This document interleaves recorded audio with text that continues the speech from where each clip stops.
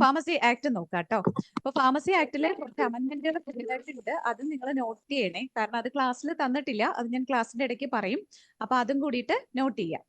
First and foremost എന്ന് പറയുന്നത് നമുക്ക് first and foremost pharmacy act എന്തിനാന്നുള്ളതാണ്. അതറിയാമല്ലോ എന്തിനാന്നുള്ളത്. Pharmacy regulations. അതെ, അതായത് പ്രൊഫഷൻ ഓഫ് ഫാർമസി ആയിട്ട് റിലേറ്റ് ചെയ്തിട്ട് നമുക്ക് യൂഷ്വലി വൈവിക്കൊക്കെ ചോദിക്കാറുണ്ട് കേട്ടോ. അപ്പൊ നമ്മുടെ ഫാർമസി പ്രൊജക്ഷൻ, നമ്മുടെ ഫാർമസി പ്രൊഫഷനുമായിട്ട് റിലേറ്റ് ചെയ്ത് വരുന്ന ആ റൂൾസും എല്ലാ കാര്യങ്ങളും വരുന്നത് നമ്മുടെ ഈ ഫാർമസി ആക്ട് പ്രകാരമാണ്. അത് നിങ്ങൾ ഫസ്റ്റ് ആൻഡ് ഫോർമോസ്റ്റ് മനസ്സിലാക്കി വെച്ചാൽ DNC ആക്ടും ഫാർമസി ആക്ടും തമ്മിൽ തിരിഞ്ഞു പോകാൻ പാടില്ല. ഓക്കെ, അത് പ്രാക്ടീസ് ഓഫ് ഫാർമസി അല്ലെങ്കിൽ പ്രൊഫഷൻ ഓഫ് ഫാർമസി ആയിട്ട് റിലേറ്റ് ചെയ്ത് വരുന്ന ആക്ട് എന്ന് ചോദിച്ചു കഴിഞ്ഞാൽ അത് ഫാർമസി ആക്ട് ആണ്. ഓക്കെ, അപ്പൊ നമുക്ക് ഫാർമസി ആക്ടിന്റെ കേസ് പറഞ്ഞിട്ടുണ്ടായിരുന്നു അല്ലെ, 1948 ആണ്. അപ്പൊ അത് PCI കോൺസ്റ്റിറ്റ്യൂട്ട് ചെയ്തതാണ്. അതൊരു തിരുത്തായതുകൊണ്ടാണ് ഞാൻ ആദ്യം പറയുന്നത്. PCI കോൺസ്റ്റിറ്റ്യൂട്ട് ചെയ്തിരുന്നത് നമ്മൾ 9th മാർച്ച് എന്നാ തന്നിരുന്നേ. അത് PCIയുടെ വെബ്സൈറ്റിൽ വരുന്നത് 9th ഓഗസ്റ്റ് എന്നാണ് കേട്ടോ. അപ്പോ നിങ്ങൾക്ക് ഓപ്ഷനിൽ ഇൻ കേസ് 9th മാർച്ച് എന്നാണ് ഉള്ളത് എന്നുണ്ടെങ്കിൽ 1948 ആണോ 49 ആണോ PCI വന്നത്?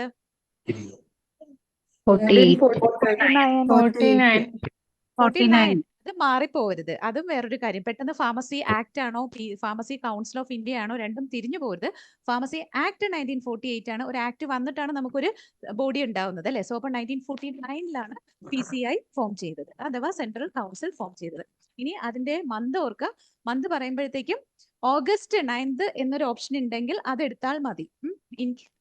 കാരണം നമുക്ക് ക്വസ്റ്റ്യനർ എങ്ങനെയാ ഇടുന്നതെന്നുള്ളത് പറയാൻ പറ്റില്ല. അപ്പൊ ടെക്സ്റ്റിൽ ഉണ്ടായിരുന്നത് 9th മാർച്ച് ആണ്.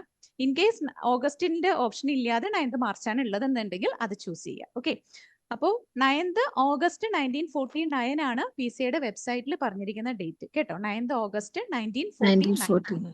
ഓക്കെ, അപ്പൊ അതവിടെ നിൽക്കട്ടെ. ഇനി നമ്മൾ പറഞ്ഞു ഫാർമസി ആക്ട് ആണ് നമ്മുടെ പ്രൊഫഷൻ ഓഫ് ഫാർമസി ആയിട്ട് റിലേറ്റ് ചെയ്ത് വരുന്നതെന്ന് പറഞ്ഞു. ഈ ഫാർമസി ആക്ട് വന്ന വർഷം ഏതാ, മീൻസ് ഈ ഡേറ്റ് ഏതാ? മാർച്ച് 1948. അപ്പൊ ഈ 2 ഇയേഴ്സും ഡേറ്റുകൾ തമ്മിൽ മാറിപ്പോരുത്. പിന്നെ ക്വസ്റ്റ്യൻ എപ്പോഴും വായിച്ച് നോക്കിയിട്ട് അറ്റൻഡും ചെയ്യാവുള്ളൂ. Statutory body that regulates the pharmacy education and profession in India എന്ന് പറയുന്നത് എന്താണ്? Pharmacy council very good, pharmacy council of India ആണ് അല്ലെ. സോ അവിടെ നമുക്ക് ഒരു പോയിന്റ് ശ്രദ്ധിക്കാനുള്ളത്, നമുക്ക് സ്റ്റേറ്റ്മെന്റ് ടൈപ്പ് ക്വസ്റ്റ്യൻസ് വരുമ്പോഴത്തേക്കും pharmacy council of India is a constitutional body എന്നാണ് പറഞ്ഞിരിക്കുന്നത് എന്നുണ്ടെങ്കിൽ that's a wrong statement. It's a statutory ബോഡിയാണ് കേട്ടോ, കോൺസ്റ്റിറ്റ്യൂഷണൽ ബോഡി അല്ല. നിയമപരമായിട്ട് നമുക്ക് സ്റ്റാറ്റ്യൂട്ടറി ബോഡിയാണ് എന്തെന്ന് പറയുന്നത്, ഫാർമസി കൗൺസിൽ ഓഫ് ഇന്ത്യ എന്ന് പറയുന്നത്. ഓക്കെ, സോ അപ്പൊ അതൊരു സ്റ്റേറ്റ്മെന്റ് ടൈപ്പിലൊക്കെ നമുക്ക് ചിലപ്പോൾ തരാറുണ്ടല്ലോ, 1 and 2 കറക്റ്റ് എന്നൊക്കെ പറഞ്ഞിട്ട് അസെഷൻ ടൈപ്പ് ക്വസ്റ്റ്യൻസ് വരുമ്പോൾ അതൊന്ന് ശ്രദ്ധിച്ചേക്കുക കേട്ടോ. It's a statutory type of organisation ആണ് ഫാർമസി കൗൺസിൽ ഓഫ് ഇന്ത്യ എന്ന് പറയുന്നത്. ഇനി ഈ ഫാർമസി കൗൺസിൽ ഓഫ് ഇന്ത്യ രൂപീകൃതമായത് ഏത് സെക്ഷൻ, ഫാർമസി ആക്ടിന്റെ ഏത് സെക്ഷന്റെ അണ്ടറിലാണ് നമുക്ക് രൂപീകൃതമായത്? Section 3. Very good. Okay, so section 3 പ്രകാരമാണ് സെൻട്രൽ കൗൺസിൽ അല്ലെങ്കിൽ ഫാർമസി കൗൺസിൽ ഓഫ് ഇന്ത്യ രൂപീകൃതമായത്. ഏത് സെക്ഷൻ പ്രകാരമാണ് എന്ന് ചോദിച്ചു കഴിഞ്ഞാൽ ഫാർമസി ആക്ടിന്റെ സെക്ഷൻ 3 ആണ്. ഓക്കെ, പിന്നെ ഇനി എത്ര അമെന്റ്മെന്റ്സ് ഉണ്ട് ഫാർമസി ആക്ടില്? 3 amendments. 3 ആയിരുന്നു നമ്മുടെ ടെക്സ്റ്റ് ബുക്സിലൊക്കെ 3 ആണ്. പക്ഷെ ഏറ്റവും ലേറ്റസ്റ്റ് ആയിട്ട് ഫാർമസി അമെന്റ്മെന്റ് ആക്ട് 2023 ഉണ്ട് കേട്ടോ. അതെന്താന്ന് ആർക്കെങ്കിലും പറയാവോ? Jammu and Kashmir. Very good. Jammu and Kashmir നമുക്കറിയാം അല്ലെ, 2019 നമ്മുടെ ഇന്ത്യയിൽ വന്ന ഒരു ആക്ട് ഉണ്ടായിരുന്നു. എന്തായിരുന്നു അത്? പറ. ജമ്മു ആൻഡ് കാശ്മീരിന്റെ പ്രത്യേക പദവി എടുത്ത് കളഞ്ഞു അല്ലെ, Jammu and Kashmir re organisation act. അതൊന്നും വേണ്ട. അപ്പോൾ ആ ആക്ട് പ്രകാരം എന്ത് ചെയ്തു, നമ്മളിപ്പോ നമ്മൾ ടെക്സ്റ്റ് ബുക്സിൽ നോക്കിക്കഴിഞ്ഞാൽ നമ്മൾ കാണുന്നുണ്ട് എന്ത്, pharmacy act extends up to whole of India except Jammu and Kashmir എന്നൊരു സെന്റൻസ് ആണ് നമ്മുടെ ടെക്സ്റ്റ് ബുക്സിലൊക്കെ ഉള്ളത് അല്ലെ. അപ്പൊ അത് 2019 മുതൽ മാറിയിട്ടുണ്ട്. കാരണം 370 എന്ന് പറഞ്ഞ ആർട്ടിക്കിൾ നമ്മൾ കോൺസ്റ്റിറ്റ്യൂഷനിൽ നിന്ന് എടുത്തു കളഞ്ഞു ഈ 2019. സോ 2023 നമ്മുടെ ഫാർമസി ആക്ടിലും അമെന്റ്മെന്റ് വന്നിട്ടുണ്ട്. അത് എഫക്റ്റീവ് ആയിട്ടില്ല, അതായത് അത് എല്ലാ സെക്ഷൻസും എഫക്റ്റീവ് ആയിട്ടില്ല. അത് ഞാൻ അങ്ങോട്ടേക്ക് വരുമ്പോൾ പറയുന്നുണ്ട്. ഒന്ന്, ഒരു സെക്ഷൻ പുതിയതായിട്ട് കയറിയിട്ടുണ്ട്. That is insertion of A new section 32C. നമ്മൾ സെക്ഷൻസ് പഠിച്ചതിൽ 32C ഉണ്ടായിരുന്നോ? പറ. ഇല്ല. എയും ബിയും ഉള്ളൂ. ഇനി ഫാർമസി ആക്ടിൽ സെക്ഷൻ 32C കയറിയിട്ടുണ്ട്. സെക്ഷൻ 32C ഇൻസേർഷൻ ഓഫ്, അതെന്താന്നുള്ളത് ക്ലാസിന്റെ വഴിക്ക് നമ്മൾ ഓരോ സെക്ഷൻസിൽ പോകുമ്പോൾ പറയാം. Section 32C. അടുത്ത എന്താ പിന്നെ വരുന്നതെന്ന് വെച്ച് കഴിഞ്ഞാല് എന്ത് ചെയ്തു, ഈ ജമ്മു ആൻഡ് കാശ്മീർ ഫാമസ് നിങ്ങൾക്ക് കേൾക്കുന്നുണ്ടോ? ഇവിടെ നല്ല മഴയുണ്ട്, കേൾക്കുന്നുണ്ടോ? ഓക്കെ. ജമ്മു ആൻഡ് കാശ്മീരിന് പ്രത്യേക പദവി ഉണ്ടായിരുന്നു അല്ലെ? അപ്പൊ അവർക്ക് എല്ലാ ആക്ടുകളും അവർക്ക് വേറെ രീതിക്കായിരുന്നു. അപ്പൊ Jammu and Kashmir pharmacy act 2011 എന്ന് പറഞ്ഞിട്ട് ആണ് അവർക്ക് ആക്ട് ഉണ്ടായിരുന്നത്.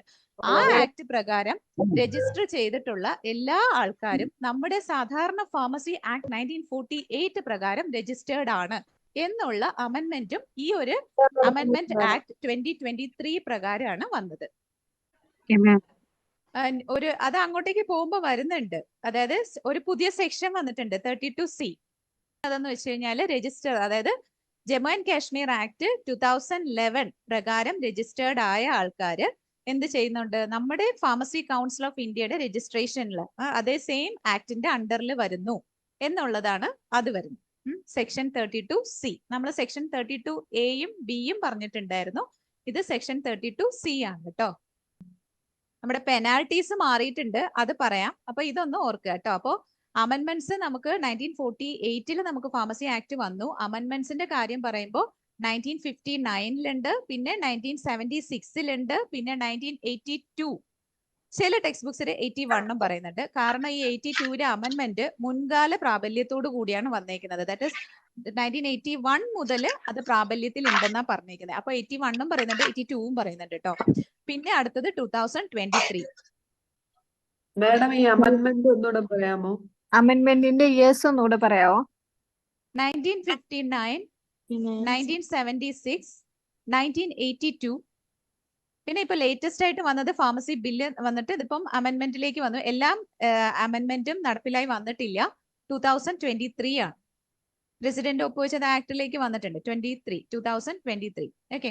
സോ അപ്പോ അത് കൗൺസിൽ എന്ന് പറഞ്ഞാൽ നമ്മൾ പറഞ്ഞു ഫാർമസി കൗൺസിൽ ഓഫ് ഇന്ത്യ എന്ന് പറയുന്നതാണ് സെൻട്രൽ കൗൺസിൽ എന്ന് പറയുന്നത്. അപ്പൊ നമുക്ക് നേരത്തെ നമ്മൾ പറഞ്ഞില്ലേ statutory body that regulates the pharmacy education and profession in India എന്ന് വെച്ച് കഴിഞ്ഞാൽ PCA. And act that regulates the pharmacy profession and pharmacy education in India എന്ന് ചോദിച്ചു കഴിഞ്ഞാല്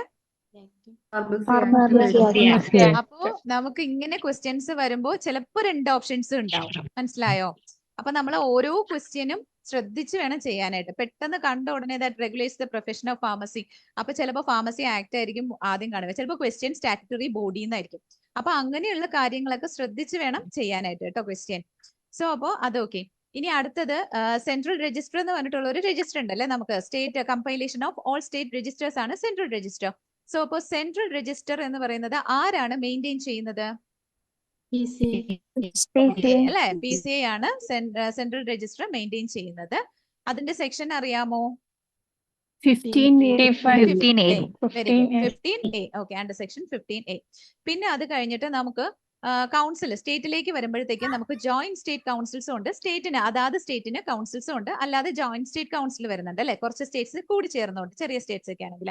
അപ്പൊ അതില് സ്റ്റേറ്റ് കൗൺസിലുമായിട്ട്, അപ്പൊ നമ്മൾ സെൻട്രൽ കൗൺസിലിന്റെ സെക്ഷൻ എന്തെന്ന് പറഞ്ഞു? സെക്ഷൻ 3 എന്ന് പറഞ്ഞു. ഇനി സ്റ്റേറ്റ് കൗൺസിലുമായിട്ട് റിലേറ്റ് ചെയ്ത് വരുന്ന സെക്ഷൻ ഏതാ? സെക്ഷൻ സെക്ഷൻ 19 ആണ് സ്റ്റേറ്റ് കൗൺസിലുമായിട്ട് റിലേറ്റ് ചെയ്ത് വരുന്നത്. ജോയിന്റ് സ്റ്റേറ്റ് കൗൺസിലുമായിട്ട് റിലേറ്റ് ചെയ്ത് വരുന്ന സെക്ഷൻ ഏതാ? അതിന്റെ കാര്യങ്ങളൊക്കെ അതായത് അവിടെ 2 സെക്ഷൻസ് ഉണ്ട്. അതായത് നമ്മളിപ്പോ കുറച്ച് സ്റ്റേറ്റുകൾ തമ്മിൽ ചേർന്നിട്ടാണ് ആ കൗൺസിൽ വരുന്നതെന്നുണ്ടെങ്കിൽ എന്താണ്, ആദ്യം ഒരു എഗ്രിമെന്റ് ഉണ്ടാവും അല്ലെ. അപ്പൊ ആ എഗ്രിമെന്റ് കഴിഞ്ഞിട്ടാണല്ലോ കൗൺസിൽ രൂപീകൃതമാവുക. അപ്പോ 20 ഇന്റർ സ്റ്റേറ്റ് എഗ്രിമെന്റും 21 composition of joint state council. അപ്പൊ അത് അങ്ങനെ ആലോചിച്ചാൽ മതി. തിരിഞ്ഞു പോകുന്നവർ അങ്ങനെ ഒന്ന് ആലോചിച്ച് വെക്കുക. അതായത് നമ്മളൊരു എഗ്രിമെന്റ് കഴിഞ്ഞിട്ടാണ് ആ സാധനം നടപ്പിലാവുക. സോ എഗ്രിമെന്റ് എന്താണ്? 20 ആണ്. ആൻഡ് കോമ്പോസിഷൻ ഓഫ് കൗൺസിൽ എന്ന് പറയുന്നത് 21 ആണ്. സോ അപ്പൊ അത്രയും കിട്ടിയില്ലേ? സെക്ഷൻ 3, സെക്ഷൻ 15A, സെക്ഷൻ 19, 20, 21 കിട്ടിയോ? എന്തെങ്കിലും ചോദിച്ചാണോ മാം? സെക്ഷൻ 21 ഒന്നും കൂടെ പറയാൻ ക്ലിയർ ആയില്ല. 21 എന്ന് പറഞ്ഞു കഴിഞ്ഞാല് നമ്മൾ ഈ മെമ്പേഴ്സ് ഒക്കെ പറയുന്നില്ലേ ഇത്ര പേരുണ്ട് എന്നൊക്കെ ഉള്ളത്. അപ്പൊ അത് സ്റ്റേറ്റ് ഫാർമസി കൗൺസിൽ, അതായത് ജോയിന്റ് സ്റ്റേറ്റ് കൗൺസിലിന്റെതാണെന്നുണ്ടെങ്കിൽ അത് സെക്ഷൻ 21. നമ്മുടെ ഒറ്റ കൗൺസിലിന്റെ, നമ്മളിപ്പോ കേരള സ്റ്റേറ്റ് ഫാർമസി കൗൺസിൽ ഇങ്ങനെയൊക്കെ ഉള്ളതിൻ്റെതാണെന്നുണ്ടെങ്കിൽ എന്താണ് അത്? സെക്ഷൻ 19 ആണ്. അപ്പോൾ ഇനി അടുത്തത് നമുക്ക് ഫാർമസി കൗൺസിൽ ഓഫ് ഇന്ത്യ അഥവാ സെൻട്രൽ കൗൺസിലായിട്ട് റിലേറ്റ് ചെയ്ത് വരുന്ന കാര്യങ്ങൾ പറയാം. അപ്പൊ അതിൽ സെക്ഷൻ 3 ആണെന്നുള്ള കാര്യം അറിയാമല്ലോ, കോമ്പോസിഷൻ വരുന്നത്. ഇനി അതിന്റെ മെമ്പേഴ്സ് ആണ് പിന്നെ അതിൽ ഇമ്പോർട്ടന്റ് ആയിട്ട് വരുന്നത്. പിന്നെ അതിന്റെ ടെന്യൂർ എത്ര നാളാ? 5 5 years years. അല്ലേ? സെൻട്രൽ കൗൺസിലിന്റെ എത്ര എലക്ടഡ് മെമ്പേഴ്സ് ഉണ്ട്? 8. 8. എത്ര എലക്ടഡ് മെമ്പേഴ്സ് ഉണ്ട്? 8. പറ. ടോട്ടലി എത്ര എലക്ടഡ് മെമ്പേഴ്സ് ഉണ്ട് central കൗൺസിലില്? 8 8 members. members. Elected members elected by each state pharmacy very council. Good, very good. അപ്പോ നമുക്ക് സ്റ്റേറ്റ് കൗൺസിലിൻ്റെതിലാണ് നമുക്ക് സാധാരണ എത്ര നമ്പർ ഉണ്ടെന്നുള്ളത് ചോദിക്കാറുള്ളത് കേട്ടോ. PCIയുടേതിൽ എത്ര നമ്പർ ഉണ്ടെന്ന് ചോദിക്കില്ല. കാരണം സ്റ്റേറ്റിൽ നിന്ന് നമുക്ക് ടോട്ടലി എലക്റ്റഡ് ആയിട്ട് വരുന്നുണ്ട്. മനസ്സിലായോ? ഓരോ സ്റ്റേറ്റിൽ നിന്ന് വരുന്ന മെമ്പറിനെ പറയുന്നില്ലേ? മനസ്സിലായോ? അപ്പൊ ടോട്ടൽ എലക്ടഡ് മെമ്പേഴ്സ് എന്നൊരു ക്വസ്റ്റ്യൻ ചോദിക്കാറില്ല. ഞാൻ ചുമ്മാ ചോദിച്ചതാണ്. ചിലപ്പോൾ ചോദിക്കാം കേട്ടോ, ഓപ്ഷൻ തന്നിട്ട് ഇൻഡെഫിനിറ്റ് എന്ന് തരാം. അപ്പോ അത് ശ്രദ്ധിക്കുക. ആ എലക്ടഡ് മെമ്പേഴ്സിൽ നമുക്കപ്പോ 6 മെമ്പേഴ്സ് എലക്ടഡ് ആവുന്നുണ്ടെന്ന് പറഞ്ഞു അല്ലെ? ഫാർമസി പ്രൊഫഷന്റെ ആൾക്കാരുമായിട്ട് റിലേറ്റ് ചെയ്തിട്ട് 6 മെമ്പേഴ്സ് ഉണ്ട്. അത് ഓക്കെ. പിന്നെ ഒരാള് മെഡിക്കൽ കൗൺസിലിൽ നിന്നുണ്ട്. പിന്നെ ഒരാള് നമുക്ക് ഓരോ സ്റ്റേറ്റിൽ നിന്ന് വരുന്ന ആണ്. അപ്പൊ നമുക്ക് ടോട്ടൽ ഇത്ര എലക്ടഡ് മെമ്പർ എന്ന് PCIയിൽ വരില്ല. സോ അപ്പോ അതേസമയം നമുക്കൊരു ക്വസ്റ്റ്യൻ വരികയാണ്, എത്ര എലക്ടഡ് മെമ്പേഴ്സിനെ UGC എലക്ട് ചെയ്യുന്നുണ്ട് PCIയിലേക്ക് എന്ന് പറഞ്ഞാലോ? 6 members. 6 മെമ്പേഴ്സ്. ഓക്കെ, അപ്പോ അതൊന്ന് ശ്രദ്ധിക്കുക കേട്ടോ. അതിൽ തന്നെ ഒരു ടീച്ചർ ഉണ്ടായിരിക്കും. മീൻസ് UGC ആണല്ലോ, അപ്പൊ ടീച്ചേഴ്സ് ആണ് ഫാർമസി ആയിട്ട് റിലേറ്റ് ചെയ്തിട്ട് അതിൽ നിന്ന് ഒരു ടീച്ചർ എന്തായിരിക്കും at each in pharmaceutical chemistry, pharmacology and cognosy. അത് ആ സബ്ജക്ട്സിൽ നിന്നുള്ള ഓരോ ടീച്ചേഴ്സ് വെച്ചിട്ട് ഉണ്ടാവും. ടോട്ടൽ എത്ര എലക്ടഡ് മെമ്പേഴ്സ് ആണ് UGC വരുന്നത് എന്ന് വെച്ച് കഴിഞ്ഞാൽ നമ്മുടെ ഇതുമായിട്ട് റിലേറ്റ് ചെയ്ത് വരുമ്പോൾ 6 മെമ്പേഴ്സ്. കിട്ടിയോ PCIയില്? ഓക്കെ. ഇനി അടുത്തത് വരുന്നത് മെഡിക്കൽ കൗൺസിലിൽ നിന്ന് ഒരാളിനെ എലക്ട് ചെയ്ത് വിടും. പിന്നെ ഒരാൾ എന്ത് ചെയ്തു? നമ്മുടെ സ്റ്റേറ്റ് ഫാർമസി കൗൺസിലിൽ നിന്ന് പോകും. സ്റ്റേറ്റ് കൗൺസിലിൽ നിന്ന് ഇലക്ഷൻ നടത്തിയാണ് സെന്ററിലേക്ക് ഒരാൾ പോകും. അത് ഓരോ സ്റ്റേറ്റിൽ നിന്ന് വരുന്നുണ്ട്. സോ ടോട്ടൽ നമ്പർ ഇല്ല. അപ്പോൾ ക്വസ്റ്റ്യൻ ചോദിച്ചു കഴിഞ്ഞാൽ അതൊന്ന് ശ്രദ്ധിക്കുക. കിട്ടിയായിരുന്നോ എലക്ടഡ് മെമ്പേഴ്സിന്റെ കേസ്? മാം ഒന്നുകൂടി പറയോ? അത് എലക്ടഡ് മെമ്പേഴ്സ് അറിയാലോ, ഞാൻ ക്ലാസ് എടുത്തതാണ്. അതിന് ഇനിയിപ്പോ പഠിപ്പിക്കാനൊന്നുമില്ല. ടോട്ടലി അങ്ങനെ ചോദിക്കില്ല. Elected members from elected by the UGC എന്ന് ചോദിച്ചു കഴിഞ്ഞാൽ 6. പിന്നെ മെഡിക്കൽ കൗൺസിലിൽ നിന്ന് ഒരാളിനെ എലക്ട് ചെയ്ത് വിടുന്നുണ്ട്. പിന്നെ നമ്മുടെ ഓരോ സ്റ്റേറ്റ് കൗൺസിലിൽ നിന്നും ഒരാളിനെ വീതം ഇലക്ഷൻ നടത്തി അങ്ങോട്ടേക്ക് സെൻട്രലിലേക്ക് പോകുന്നുണ്ട്. ഓക്കെ. ഇനി അടുത്തത് നോമിനേറ്റഡ് മെമ്പേഴ്സ്. നോമിനേറ്റഡ് മെമ്പേഴ്സിന്റെ കേസ് വരുമ്പോഴും ഇതേപോലെ തന്നെയാണ്. നമുക്ക് ഇവിടെ സെൻട്രലിന്റെ കൗൺസിലിന്റെ കേസ് വരുമ്പോൾ ടോട്ടൽ വരുന്നില്ല. ഫാർമസി സ്റ്റേറ്റിന്റെ കേസിലെ ടോട്ടൽ വരുന്നുള്ളൂ. അപ്പോൾ നോമിനേറ്റഡ് മെമ്പേഴ്സിന്റെ കേസ് വരുമ്പോഴും ഇതേപോലെ തന്നെയാണ്. ആരാണ് നോമിനേറ്റ് ചെയ്യുക നമ്മുടെ ഫാർമസി എന്നുള്ള? പിന്നെ 6 മെമ്പേഴ്സ് ഉണ്ടെന്ന് പറഞ്ഞു അല്ലെ, ഫാർമസി റിലേറ്റ് ചെയ്തിട്ട്. അപ്പോ അത് നോമിനേറ്റ് ചെയ്യുന്നത് ആരാണ്? Central government. ഓക്കെ. അപ്പോ സെൻട്രൽ ഗവൺമെന്റ് നോമിനേറ്റ് ചെയ്യുന്ന എത്ര മെമ്പേഴ്സ് വരുന്നുണ്ട് എന്ന് ചോദിച്ചാൽ PCIയില് 6 മെമ്പേഴ്സ്. ഓക്കെ. കാരണം നമുക്ക് ഈ മെമ്പേഴ്സിനെ പഠിക്കുമ്പോൾ ക്വസ്റ്റ്യൻ എപ്പോഴും ഇങ്ങനത്തെ ഒരു രീതിക്കായിരിക്കും ചോദിക്കുക. അപ്പൊ നമ്മൾ ഈ ചുമ്മാ 6+1+1 അങ്ങനെയൊന്നും പഠിച്ചു വെക്കത്ത് പോരുത്. കാരണം nominated by the central government എത്രയാണ്, എലക്ടഡ് ബൈ ദ UGC എത്രയാണ്, അങ്ങനെ സ്പെസിഫിക് ആയിട്ടാണ് ഇപ്പോഴത്തെ പാറ്റേണിൽ ക്വസ്റ്റ്യൻസ് വരുന്നത് കേട്ടോ. അപ്പൊ അതുകൊണ്ട് അത് ഒന്ന് ശ്രദ്ധിച്ചു വെച്ച് തന്നെ പഠിച്ചിട്ട് പോണേ. അപ്പൊ UGC പിന്നെ അത് കഴിഞ്ഞിട്ട് 6 മെമ്പേഴ്സ് ആണ് നോമിനേറ്റ് ചെയ്യുന്നത് സെൻട്രൽ ഗവൺമെന്റ്. നമ്മുടെ ഫാർമസി ആയിട്ട് റിലേറ്റ് ചെയ്തിട്ട് അറ്റ്ലീസ്റ്റ് 4 മെമ്പേഴ്സ് ഉണ്ടായിരിക്കും. പിന്നെ അത് കഴിഞ്ഞിട്ട് UGC ഒരാളുണ്ടാവും, AICT ഒരാളുണ്ടാവും, പിന്നെ സ്റ്റേറ്റിന്റെ റെപ്രസെന്റേറ്റീവ്സ്. അപ്പോൾ ഇത്രയാണ് നമുക്ക് നോമിനേറ്റഡ് മെമ്പേഴ്സ്. പിന്നെ എക്സ് ഒഫീഷ്യോ മെമ്പേഴ്സ് 3 പേര് അല്ലെ? അത് നിങ്ങൾക്ക് എല്ലാവർക്കും അറിയാം. എപ്പോഴും എല്ലാ ക്വസ്റ്റ്യൻസിലും പഴയ ക്വസ്റ്റ്യൻസിലും എപ്പോഴും ഉള്ളതാണ്. ആരൊക്കെയായിരുന്നു അത്? ഡയറക്ടർ ജനറൽ,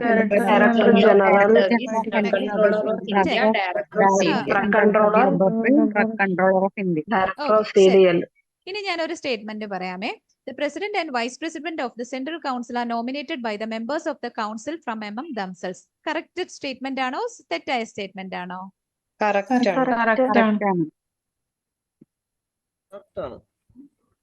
പറ. ഞാൻ പറഞ്ഞത് president and vice president of the council are nominated from among themselves എന്നാണ്. പ്രസിഡന്റും വൈസ് പ്രസിഡന്റും നോമിനേറ്റഡ് അല്ല, എലക്ടഡ് മെമ്പേഴ്സ്. ഓക്കെ. അപ്പോ പ്രസിഡന്റും വൈസ് പ്രസിഡന്റും എന്താണ്? എലക്ടഡ് മെമ്പേഴ്സ് ആണ്. ഒരു കൗൺസിലിൽ നിന്ന് എലക്ട് ചെയ്തിട്ടാണ് മെമ്പേഴ്സ് എലക്ട് ചെയ്ത് വിടുന്ന രണ്ടുപേരാണ് പ്രസിഡന്റും വൈസ് പ്രസിഡന്റും. ഓക്കെ. അത് സെൻട്രലിലായിരുന്നാലും സ്റ്റേറ്റിലായിരുന്നാലും അങ്ങനെ തന്നെയാണ് കേട്ടോ. പിന്നെ അവരുടെ പറഞ്ഞു. ഇനി അടുത്തത് എലക്ഷൻ നടന്നു. ഓക്കെ. അപ്പൊ എലക്ഷൻ നടന്നു. ഇപ്പൊ സ്റ്റേറ്റിലാണെങ്കിലും സെൻട്രലിലാണെങ്കിലും എലക്ഷൻ നടക്കുന്നു എന്ന് വിചാരിക്കുക കൗൺസിൽ. അപ്പൊ എന്തെങ്കിലും ഒരു ഡിസ്പ്യൂട്ട് വന്നു, അതെങ്ങനെയാ ഫൈനലൈസ് ചെയ്യാ? Directed to Ministry of Health and ആരുടെ Central തീരുമാനമായിരിക്കും അന്തിമമായിട്ട് വരിക? സെൻട്രൽ ഗവൺമെന്റിന്റെ സെൻട്രൽ കൗൺസിൽ ആണെങ്കിൽ സെൻട്രൽ ഗവൺമെന്റിന്റെ സെൻട്രൽ ഗവൺമെന്റിന്റെ. Okay, very good. സെൻട്രൽ കൗൺസിലില് ഇലക്ഷനായിട്ട് റിലേറ്റ് ചെയ്ത് എന്തെങ്കിലും ഡിസ്പ്യൂട്ട് വന്നു കഴിഞ്ഞാൽ സെൻട്രൽ ഗവൺമെന്റിന്റെ തീരുമാനമാണ് അന്തിമമായിട്ട് വരിക. അതേപോലെ തന്നെ സ്റ്റേറ്റിന്റെ കേസിലാണെങ്കിൽ സ്റ്റേറ്റ് ഗവൺമെന്റ്. ഓക്കെ, ചിലപ്പോൾ ഇതൊക്കെ നമുക്കൊരു സ്റ്റേറ്റ്മെന്റ് ആയിട്ടൊക്കെ വരാം. അപ്പൊ അതൊക്കെ ഒന്ന് വായിച്ചു വെച്ചിരുന്നാൽ നല്ലതായിരിക്കും. പിന്നെ അതേപോലെ തന്നെ നെക്സ്റ്റ് വരുന്നത് ഇനി അറിയാലോ, നോമിനേറ്റഡ് മെമ്പറോ എലക്ടഡ് മെമ്പറോ ഒക്കെ ആണെങ്കിൽ ആർക്കായിരിക്കും റെസിഗ്നേഷൻ കൊടുക്കേണ്ടി വരിക? പ്രസിഡന്റിനാണ് അവർ രാജിവെക്കുന്ന കത്ത് അവർ കൊടുക്കുന്നത് പ്രസിഡന്റാണ്. ഇനി കൗൺസിലിന്റെ ആരെ അപ്പോയിന്റ് ചെയ്യുന്നുണ്ടായിരിക്കും? ഒരു രജിസ്ട്രാറിനെ അപ്പോയിന്റ് ചെയ്യും. അപ്പോൾ കൗൺസിലിന്റെ രജിസ്ട്രാർ അപ്പോയിന്റ് ചെയ്യപ്പെടുന്ന ആളാണ്. പക്ഷെ അതേസമയം എലക്ടഡ് മെമ്പേഴ്സ് ആണ് പ്രസിഡന്റും വൈസ് പ്രസിഡന്റും. കിട്ടിയോ? മനസ്സിലായില്ലേ? ഒരാളിനെ തെരഞ്ഞെടുക്കും, മീൻസ് ഒരാളിനെ രജിസ്ട്രാർ ആയിട്ട് വെക്കും. മറ്റത് അവര് നമ്മൾ ഈ ഇലക്ഷൻ നടത്തുന്ന പോലെ വോട്ട് ചെയ്തിട്ടാണ് എടുക്കുക. എന്താ നിങ്ങൾ ആരും ഒന്ന് റെസ്പോണ്ട് ചെയ്യാത്തെ? കിട്ടിയില്ലേ ആ പോയിന്റ്? കിട്ടി. മനസ്സിലായി. ഓക്കെ, ശരി. സോ കൗൺസിൽ എന്ത് ചെയ്യും? കൗൺസിൽ മെമ്പേഴ്സ് ഒരാളിനെ നമ്മൾ കൗൺസിൽ അപ്പോയിന്റ് ചെയ്യുന്നതാണ്, രജിസ്ട്രാറിനെ അപ്പോയിന്റ് ചെയ്യുന്നു. ആൻഡ് രജിസ്ട്രാർ ആണ് സെക്രട്ടറി ആയിട്ട് ആക്ട് ചെയ്യുന്നത്. അതേപോലെ തന്നെ വേണ്ട സ്ഥലങ്ങളിൽ പുള്ളിക്ക് എന്തായിട്ട് ആക്ട് ചെയ്യാം? ട്രഷററായിട്ടും ആക്ട് ചെയ്യാം. ഓക്കെ, ഈ രജിസ്ട്രാർ എന്ന് പറഞ്ഞാൽ നമ്മൾ നോമിനേറ്റ് ചെയ്തല്ലേ? ഏതാണ് രജിസ്ട്രാർ എന്ന് പറഞ്ഞത് ഇപ്പൊ പറഞ്ഞില്ലേ, അത് ആ. നോമിനേറ്റ് ചെയ്യുന്നല്ലേ? അത് നമ്മൾ മെമ്പേഴ്സിന്റെ കേസിലല്ല പറയുന്നത്. നമ്മൾ എലക്ടഡ് മെമ്പേഴ്സും നോമിനേറ്റഡ് മെമ്പേഴ്സും എക്സ് ഒഫീഷ്യോ മെമ്പേഴ്സും വേറെയാണ്. മെമ്പേഴ്സിന്റെ കേസിന് ഇവര് ഇത്രയും പേരൂടെ ചേർന്നിട്ട് എലക്ഷൻ നടത്തിയാണ് അവരൊരു പ്രസിഡന്റ്. നമ്മളിപ്പോ ഒരു ലീഡറിനെ തെരഞ്ഞെടുക്കുന്നത് പോലെയാണ് പ്രസിഡന്റിന്റെ ഇതും വരുന്നത്. ചിലപ്പോ നമ്മൾ പറയില്ല ഇന്ന ആളിന് നമ്മൾ ലീഡറായിട്ട് എടുത്തിരിക്കുന്നു എന്ന് ടീച്ചർ പറഞ്ഞു കഴിഞ്ഞാൽ ഓക്കെ ആണ്. അതല്ല നമ്മളിപ്പം സ്റ്റുഡൻസിനെ എല്ലാവരും എലക്ട് ചെയ്തിട്ടാണ് എടുക്കുന്നതെന്നുണ്ടെങ്കിൽ അത് എലക്ടഡ് മെമ്പർ. വൈസ് പ്രസിഡന്റിനെയും എലക്ടഡ് ചെയ്യുന്നു, ആ, മറ്റേത് ജസ്റ്റ് അപ്പോയിന്റ് ചെയ്യുന്നു, അത്രയേ ഉള്ളൂ. മനസ്സിലായോ? ഓക്കെ, സോ അപ്പോ shall appoint a registrar ആണ്, and he should be acting as the secretary, and he can also act as a treasurer. അതായത് ട്രഷറർ ആയിട്ട് ആക്ട് ചെയ്യാനുള്ള ഇതും പുള്ളിക്കുണ്ട്. ഇപ്പം ചില കേസസിൽ ട്രഷറർ ആയിട്ടാണ് ചില കൗൺസിൽസ് ചിലപ്പോൾ ആക്ട് ചെയ്യേണ്ടി വരുവാണെങ്കിൽ അതിനുള്ള റൈറ്റും ഉണ്ട്. അപ്പോൾ അത് പണ്ടത്തെ ജിപാറ്റ് ക്വസ്റ്റ്യൻസിലൊക്കെ കാണാറുണ്ട് ഇങ്ങനെയുള്ള statement. He can act as A registrar as well as A secretary as well as A treasurer എന്നൊക്കെയുള്ള രീതി കേട്ടോ. അപ്പൊ അത് ഇപ്പോഴത്തേരൊന്നും കണ്ടിട്ടില്ല, പണ്ടത്തെ ക്വസ്റ്റ്യൻസിലൊക്കെ ഉണ്ടായിരുന്നു കേട്ടോ. പിന്നെ അത് കഴിഞ്ഞിട്ട് പിന്നെ നമ്മൾ പറഞ്ഞത് ഈ ഒരു കൗൺസിൽ അപ്പോൾ നമുക്ക് എന്ത് ചെയ്യും? ഒരു എല്ലാ ബോഡീസും പോലെ തന്നെയാണ് ഒരു എക്സിക്യൂട്ടീവ് കമ്മിറ്റി ഉണ്ടായിരിക്കും അല്ലെ? മെയിൻ മെമ്പേഴ്സ് ചേർന്നിട്ട് ഒരു എക്സിക്യൂട്ടീവ് കമ്മിറ്റി ഉണ്ടാവും, കാരണം പ്രധാന തീരുമാനങ്ങൾ എടുക്കാനായിട്ട്. അപ്പോൾ എക്സിക്യൂട്ടീവ് കമ്മിറ്റിയിൽ ആരൊക്കെ ഉണ്ടാവും? എക്സിക്യൂട്ടീവ് കമ്മിറ്റിയുടെ ചെയർമാൻ ആരായിരിക്കും? President. Yes, president of the council ആണ് എക്സിക്യൂട്ടീവ് കമ്മിറ്റിയുടെ ചെയർമാൻ ആയിട്ട്. ഓക്കെ, സോ അപ്പോൾ എക്സിക്യൂട്ടീവ് കമ്മിറ്റി ഉണ്ട്, അതിന്റെ ചെയർമാൻ ആയിട്ട് ആരായിരുന്നു വരുന്നതെന്ന് വെച്ച് കഴിഞ്ഞാൽ പ്രസിഡന്റ് ആണ് വരിക. പിന്നെ വൈസ് പ്രസിഡന്റ് ഉണ്ടായിരിക്കും, ഒരു എക്സ് ഒഫീഷ്യോ മെമ്പർ ഉണ്ടായിരിക്കും, പിന്നെ അതുപോലെ തന്നെ 5 other members elected by the council. Okay, so അപ്പോ അങ്ങനെയാണ് നമുക്ക് എക്സിക്യൂട്ടീവ് കമ്മിറ്റിയിലെ മെമ്പേഴ്സിന്റെ കേസ് വരുന്നത്. അപ്പൊ അത് ടെക്സ്റ്റ് ബുക്കിൽ തന്നിരുന്നത് വൈസ് പ്രസിഡന്റിന്റെ ബ്രാക്കറ്റിൽ തന്നെയാണ് his an ex officio member എന്നാണ് തന്നിരുന്നത്. പക്ഷെ ആക്ടിൽ പറയുന്നത് vice president ex officio and 5 other members എന്നാണ് കേട്ടോ. ഞാൻ ടെക്സ്റ്റ് ബുക്ക് വെച്ചിട്ടാണ് ക്ലാസ് എടുത്തിരിക്കുന്നത്. പക്ഷെ ആക്ടിൽ തന്നിരിക്കുന്നത് പ്രസിഡന്റ് ഉണ്ടാവും, വൈസ് പ്രസിഡന്റ് ഉണ്ടാവും, എക്സ് ഒഫീഷ്യോ എന്നാണ് പറഞ്ഞിരിക്കുന്നത് കേട്ടോ. അപ്പൊ അതുകൊണ്ട് എക്സ് ഒഫീഷ്യോ മെമ്പർ ഉണ്ടാവും, പിന്നെ 5 other elected members. അങ്ങനെയാണ് പറഞ്ഞിരിക്കുന്നത് ആക്ടില്. ഓക്കെ, അപ്പൊ ഇതുവരെ ക്ലിയർ അല്ലേ? അടുത്ത പോർഷനിലേക്ക് പോട്ടെ. ഓക്കെ, ഇനി അടുത്തത് സെക്ഷൻ 10. എന്താ സെക്ഷൻ 10? Educational regulations. ഇപ്പൊ എല്ലാ സെക്ഷൻസും ഒന്നും ഞാൻ പറഞ്ഞിരുന്നില്ല. സാധാരണ നമ്മള് ഈ ജിപാറ്റിന്റെ എക്സാംസിൽ അങ്ങനെയൊക്കെയുള്ള കണ്ടിട്ടുള്ള സെക്ഷൻസ് ആണ് ഇതൊക്കെ കേട്ടോ, സെക്ഷൻ 10 ഒക്കെ. അപ്പോൾ എഡ്യൂക്കേഷണൽ റെഗുലേഷൻസ് ആണ് അല്ലെ? കാരണം എന്തുകൊണ്ടാണ്? ഫാർമസി ആക്ട് എന്ന് പറയുന്നത് ഏറ്റവും ഇമ്പോർട്ടന്റ് ആയിട്ട് വരുന്ന ഒരു ഡ്യൂട്ടി അല്ലേ? നമ്മുടെ ഫാർമസി പ്രൊഫഷൻ, നമ്മുടെ കോളേജസ് ആയിട്ട് റിലേറ്റ് ചെയ്ത് വരുന്ന കരിക്കുലം, ഇതെല്ലാം വരുന്നത് ആരാണ്? ഈ ഫാർമസി കൗൺസിൽ ഓഫ് ഇന്ത്യ അല്ലെങ്കിൽ ഫാർമസി ആക്ട്, ഇതിലാണ് വരുന്നത് അല്ലെ? അപ്പൊ അതുകൊണ്ട് തന്നെ ഈ ഓരോ മാറ്റങ്ങളും നമ്മുടെ എഡ്യൂക്കേഷണൽ റെഗുലേഷൻസ് ആയിട്ട് റിലേറ്റ് ചെയ്ത് വരുന്നത് ഏതിലാണ് വരിക? Under section 10. അതിന് വേണ്ടിയിട്ടുള്ളതാണ് ഫാർമസി ആക്ടില് സെക്ഷൻ 10. ഓക്കെ, അപ്പോ ഇനി ഇവിടെ 2 കാര്യങ്ങൾ ശ്രദ്ധിക്കാനുണ്ട്. ഈ എഡ്യൂക്കേഷണൽ റെഗുലേഷൻസ് ഉണ്ടാക്കുന്നത് ആരാണ്? അപ്രൂവ് കൊടുക്കുന്നത് ആരാണ്? അപ്പൊ ലേ ഡൗൺ എന്ന് പറഞ്ഞിട്ടുള്ള ഒരു ക്വസ്റ്റ്യൻ ആണെങ്കിൽ ആരായിരിക്കും? Educational PCI. Regulations are laid on by PCI. PCI. Pharmacy അതേസമയം ദേ ആർ അപ്രൂവ്ഡ് ബൈ എന്താണെങ്കിൽ സെൻട്രൽ ഗവൺമെന്റ്. ഓക്കെ, അപ്പൊ ആ ക്വസ്റ്റ്യൻ അത് ശ്രദ്ധിച്ചിരിക്കുക കേട്ടോ. Approved by central government and laid on by PCI. അപ്പോ എക്സിക്യൂട്ടീവ് കമ്മിറ്റിയാണ് ആ തീരുമാനങ്ങൾ കൊണ്ടുവരിക. കാലാകാലങ്ങളായിട്ട് എന്തൊക്കെ മാറ്റങ്ങൾ വരണോ എന്നുള്ളത് നോക്കി ഇന്ന മാറ്റങ്ങൾ കൊണ്ടുവരാം എന്നുള്ളത് ഡിസിഷൻ എടുത്ത് എക്സിക്യൂട്ടീവ് കമ്മിറ്റി അത് അവതരിപ്പിച്ച് സെൻട്രൽ ഗവൺമെന്റിന് കൗൺസിൽ സെൻട്രൽ ഗവൺമെന്റിലേക്ക് വെച്ച് അത് അപ്രൂവൽ കിട്ടുമ്പോഴാണ് ഈ പ്രൊഫഷനിൽ നമ്മുടെ ഈ മാറ്റങ്ങളൊക്കെ വരുന്നത്. ഫാം ഡി ബി ഫാം ഇതിലൊക്കെ ചില മാറ്റങ്ങളൊക്കെ വന്നിട്ടുണ്ടല്ലോ. അപ്പൊ അതെല്ലാം വരുന്നത് അങ്ങനെയാണ്.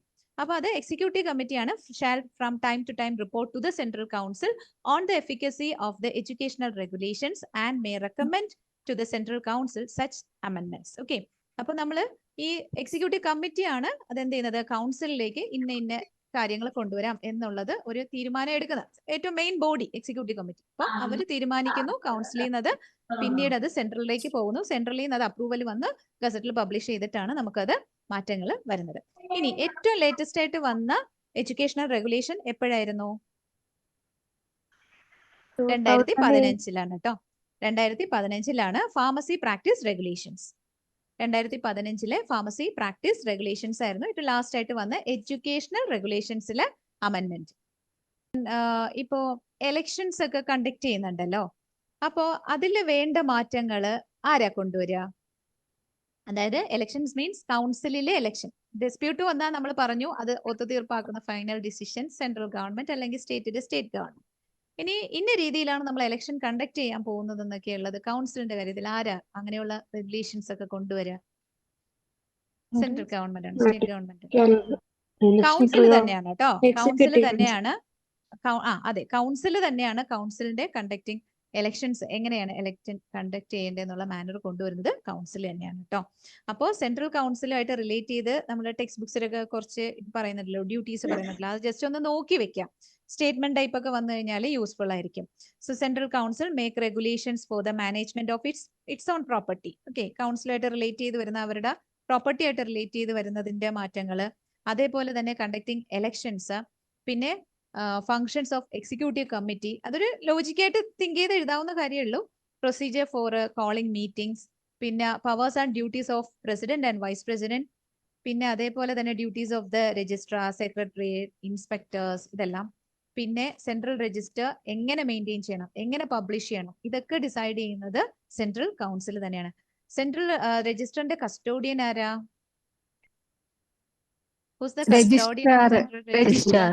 ഫാർമസി ഇൻസ്പെക്ടേഴ്സ് ആയിട്ട് റിലേറ്റ് ചെയ്ത് വരുമ്പോൾ സ്റ്റേറ്റിൽ നിന്നുള്ള ആൾക്കാരുണ്ട്, സെൻട്രലിൽ അപ്പോയിന്റ് ചെയ്യുന്ന ഫാർമസി ഇൻസ്പെക്ടേഴ്സ് ഉണ്ടല്ലേ. അപ്പോ എഡ്യൂക്കേഷന് നമുക്കറിയാം കോളേജിലൊക്കെ ഇൻസ്പെക്ഷന് വരുന്നുണ്ടല്ലോ, അത് സ്റ്റേറ്റിൽ നിന്നാണോ സെൻട്രലിൽ നിന്നാണോ? സെൻട്രലിൽ നിന്നല്ലേ? PCIയുടെ ഇൻസ്പെക്ഷൻ എന്നല്ലേ പറയുന്നേ? അതെ. അപ്പോ നമ്മള് ഇൻസ്പെക്ടേഴ്സ് സെൻട്രലുമായിട്ട് റിലേറ്റ് ചെയ്ത് വരുമ്പോൾ അവരുടെ മെയിൻ ഡ്യൂട്ടി എന്ന് പറയുന്നത് നമ്മുടെ എഡ്യൂക്കേഷൻ പരമായിട്ടുള്ള ഡ്യൂട്ടീസ് ആണ്. അതായത് കോളേജസിൽ പോവാൻ അന്വേഷിക്കുക, അവിടുത്തെ എക്സാമിനേഷൻ ഷെഡ്യൂൾസ് മാറ്റണമെങ്കിൽ യൂണിവേഴ്സിറ്റി പരമായിട്ട് മാറ്റുക, ഈ വക കാര്യങ്ങളെല്ലാം അന്വേഷിക്കുന്ന ആൾക്കാരാണ് അവര്. സ്റ്റേറ്റിന്റെ ഫാർമസി ഇൻസ്പെക്ടേഴ്സ് ഉണ്ട്, അവർക്ക് വേറെ ഡ്യൂട്ടീസ് ഉണ്ട്. അതായത് നമ്മുടെ ഇപ്പോ ഫാർമസി ഇൻസ്പെക്ടേഴ്സ് പറയില്ലേ, ഹോസ്പിറ്റൽസിലൊക്കെ ചെക്കിങ്ങിനൊക്കെ വരും. നമ്മുടെ ഡ്രഗ് ഇൻസ്പെക്ടേഴ്സ് അല്ലാതെ ഫാർമസി ഇൻസ്പെക്ടേഴ്സ് ഉണ്ട്. കുറെ നാളുകൊണ്ട് അവിടെ ആരും ഇല്ലായിരുന്നു എന്ന് തോന്നുന്നു, ഇപ്പൊ ഉണ്ടോന്ന് എനിക്കറിയില്ല.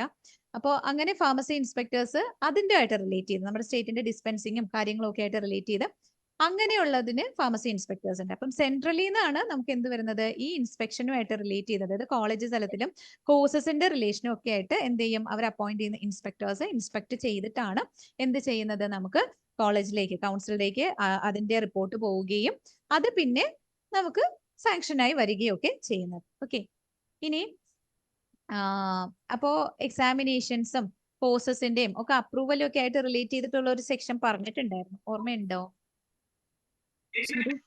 എഡ്യൂക്കേഷണൽ റെഗുലേഷൻസ് 10, അതല്ലാതെ 12. 12. Very good. ഓക്കെ, സോ അപ്പോ സെക്ഷൻ 12 10 എഡ്യൂക്കേഷണൽ റെഗുലേഷൻസ്. പിന്നെ അത് കഴിഞ്ഞിട്ട് നമ്മുടെ കോഴ്സ് എക്സാമിനേഷൻസിന്റെ ഒക്കെ അപ്രൂവൽ അതൊക്കെ ആയിട്ടുള്ള കാര്യങ്ങളെല്ലാം പറഞ്ഞിരിക്കുന്നത് ഫാർമസി ആക്ടില് സെക്ഷൻ 12. റെഗുലേഷൻസ് കഴിഞ്ഞിട്ട് വരുന്ന സെക്ഷനാന്നുള്ളത് ഓർത്താൽ മതി. അപ്പോൾ സെക്ഷൻ 12 അതൊക്കെ വരാം. പിന്നെ അത് കഴിഞ്ഞിട്ട് എന്ത് ചെയ്തു, അപ്പൊ എഡ്യൂക്കേഷണൽ റെഗുലേഷൻസ് 10 പറഞ്ഞു, 12 നമുക്ക് അതിന്റെയൊക്കെ അപ്രൂവലും ഒക്കെ ആയിട്ട് റിലേറ്റ് ചെയ്തിട്ടുള്ള കാര്യം പറഞ്ഞു. ഇനി 13 എന്ത് ചെയ്യും, റിമൂവലും ആയിട്ടുള്ള കാര്യങ്ങളായിരിക്കും ഓക്കെ, ഇങ്ങനെയൊക്കെ കണക്ട് ചെയ്ത് പഠിച്ചു കഴിഞ്ഞാൽ ഇൻ കേസ് ചോദിക്കുവാണെങ്കിൽ, ഇത്ര അകത്തുനിന്ന് സെക്ഷൻസ് ഇതുവരെ അങ്ങനെ ചോദിച്ചു കണ്ടിട്ടില്ല, ഇൻ കേസ് ചോദിച്ചാലും നമുക്കത് ഓർക്കാൻ പറ്റും കേട്ടോ. ഇപ്പൊ സെക്ഷൻ 13 വിഡ്രൂവൽ ഓഫ് അപ്രൂവൽ വരുന്നത്.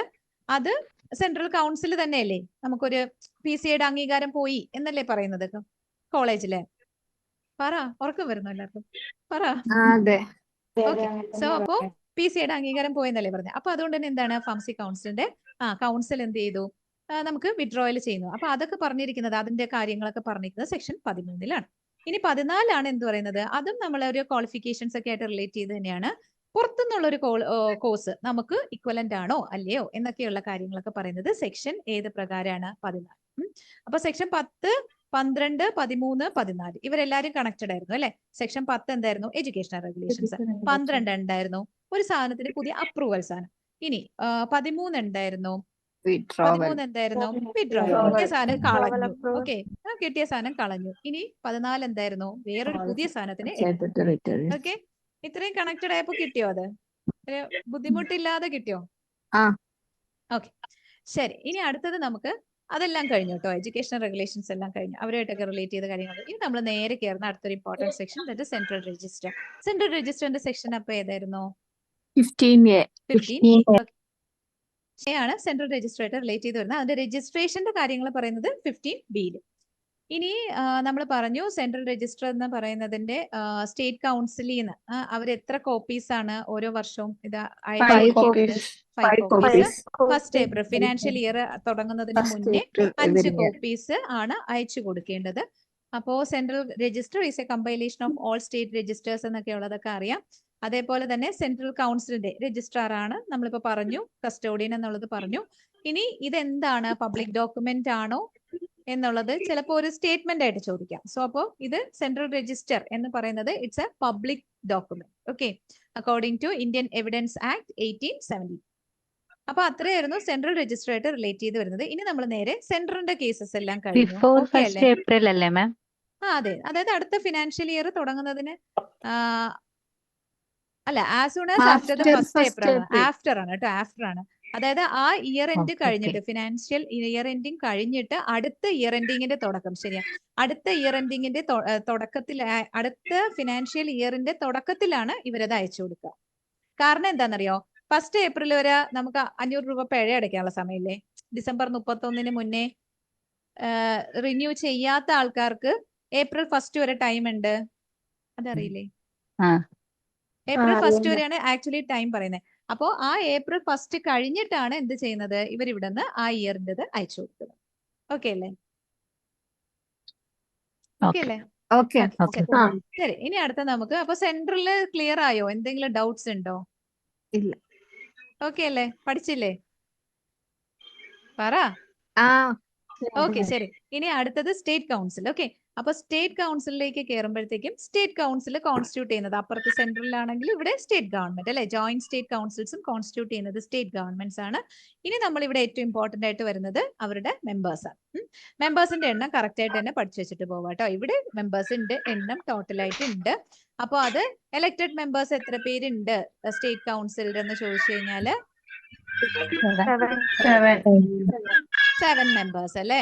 7 മെമ്പേഴ്സ് ഉണ്ട്. അതിൽ 6 നമ്മുടെ രജിസ്റ്റേർഡ് ഫാർമസിസ്റ്റും ഒരാള് എന്ത് ചെയ്യും, മെഡിക്കൽ കൗൺസിലിൽ നിന്ന് വരുന്ന ഒരാള്. ഇനി അപ്പുറത്ത് ജോയിന്റ് സ്റ്റേറ്റിൽ ആണെന്നുണ്ടെങ്കിൽ 3 to 5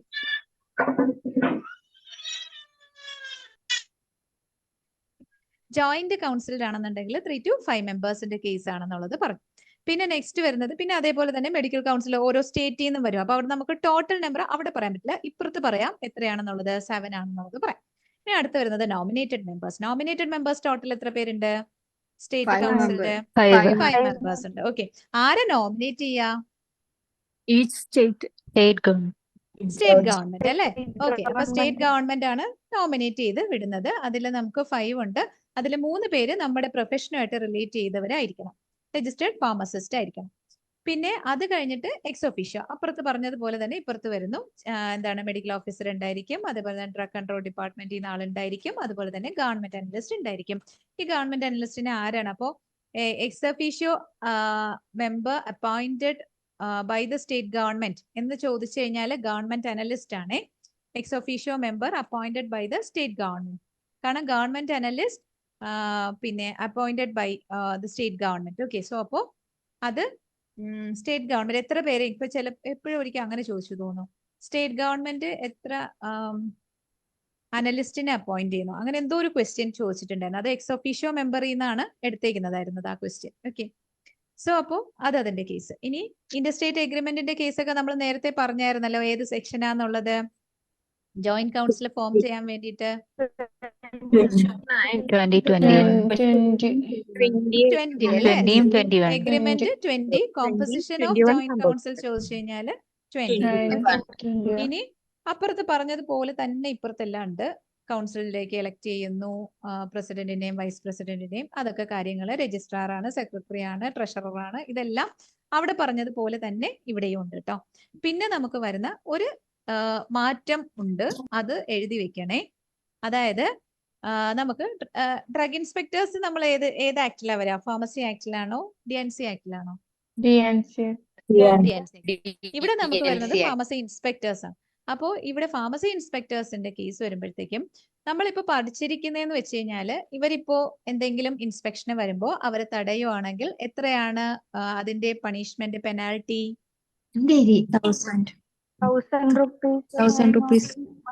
6 months. 3 years. 3 years. 3 years ആരാ പറഞ്ഞത്? 3 years ആർക്കാന്നുള്ളത് അറിയോ? 3 years ആരായിരുന്നു? Drug inspector. മാറിപ്പോരുത്. ഡ്രഗ് ഇൻസ്പെക്ടറിനെ തടഞ്ഞ 3 വർഷം. അത് പക്ഷേ നമ്മൾ ഫാർമസി ഇൻസ്പെക്ടറിന്റെ 6 മാസമാണ് പഠിച്ചു വെച്ചേക്കുന്നത് അല്ലെ?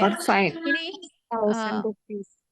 1000 rupees, അതായത് നമ്മൾ ഇപ്പോ നിലവിൽ ഉണ്ടായിരുന്നത് 6 months ഇംപ്രിസോൺമെന്റും ഫൈൻ 1000 രൂപയും ഓർ ബോത്തും ആണ്.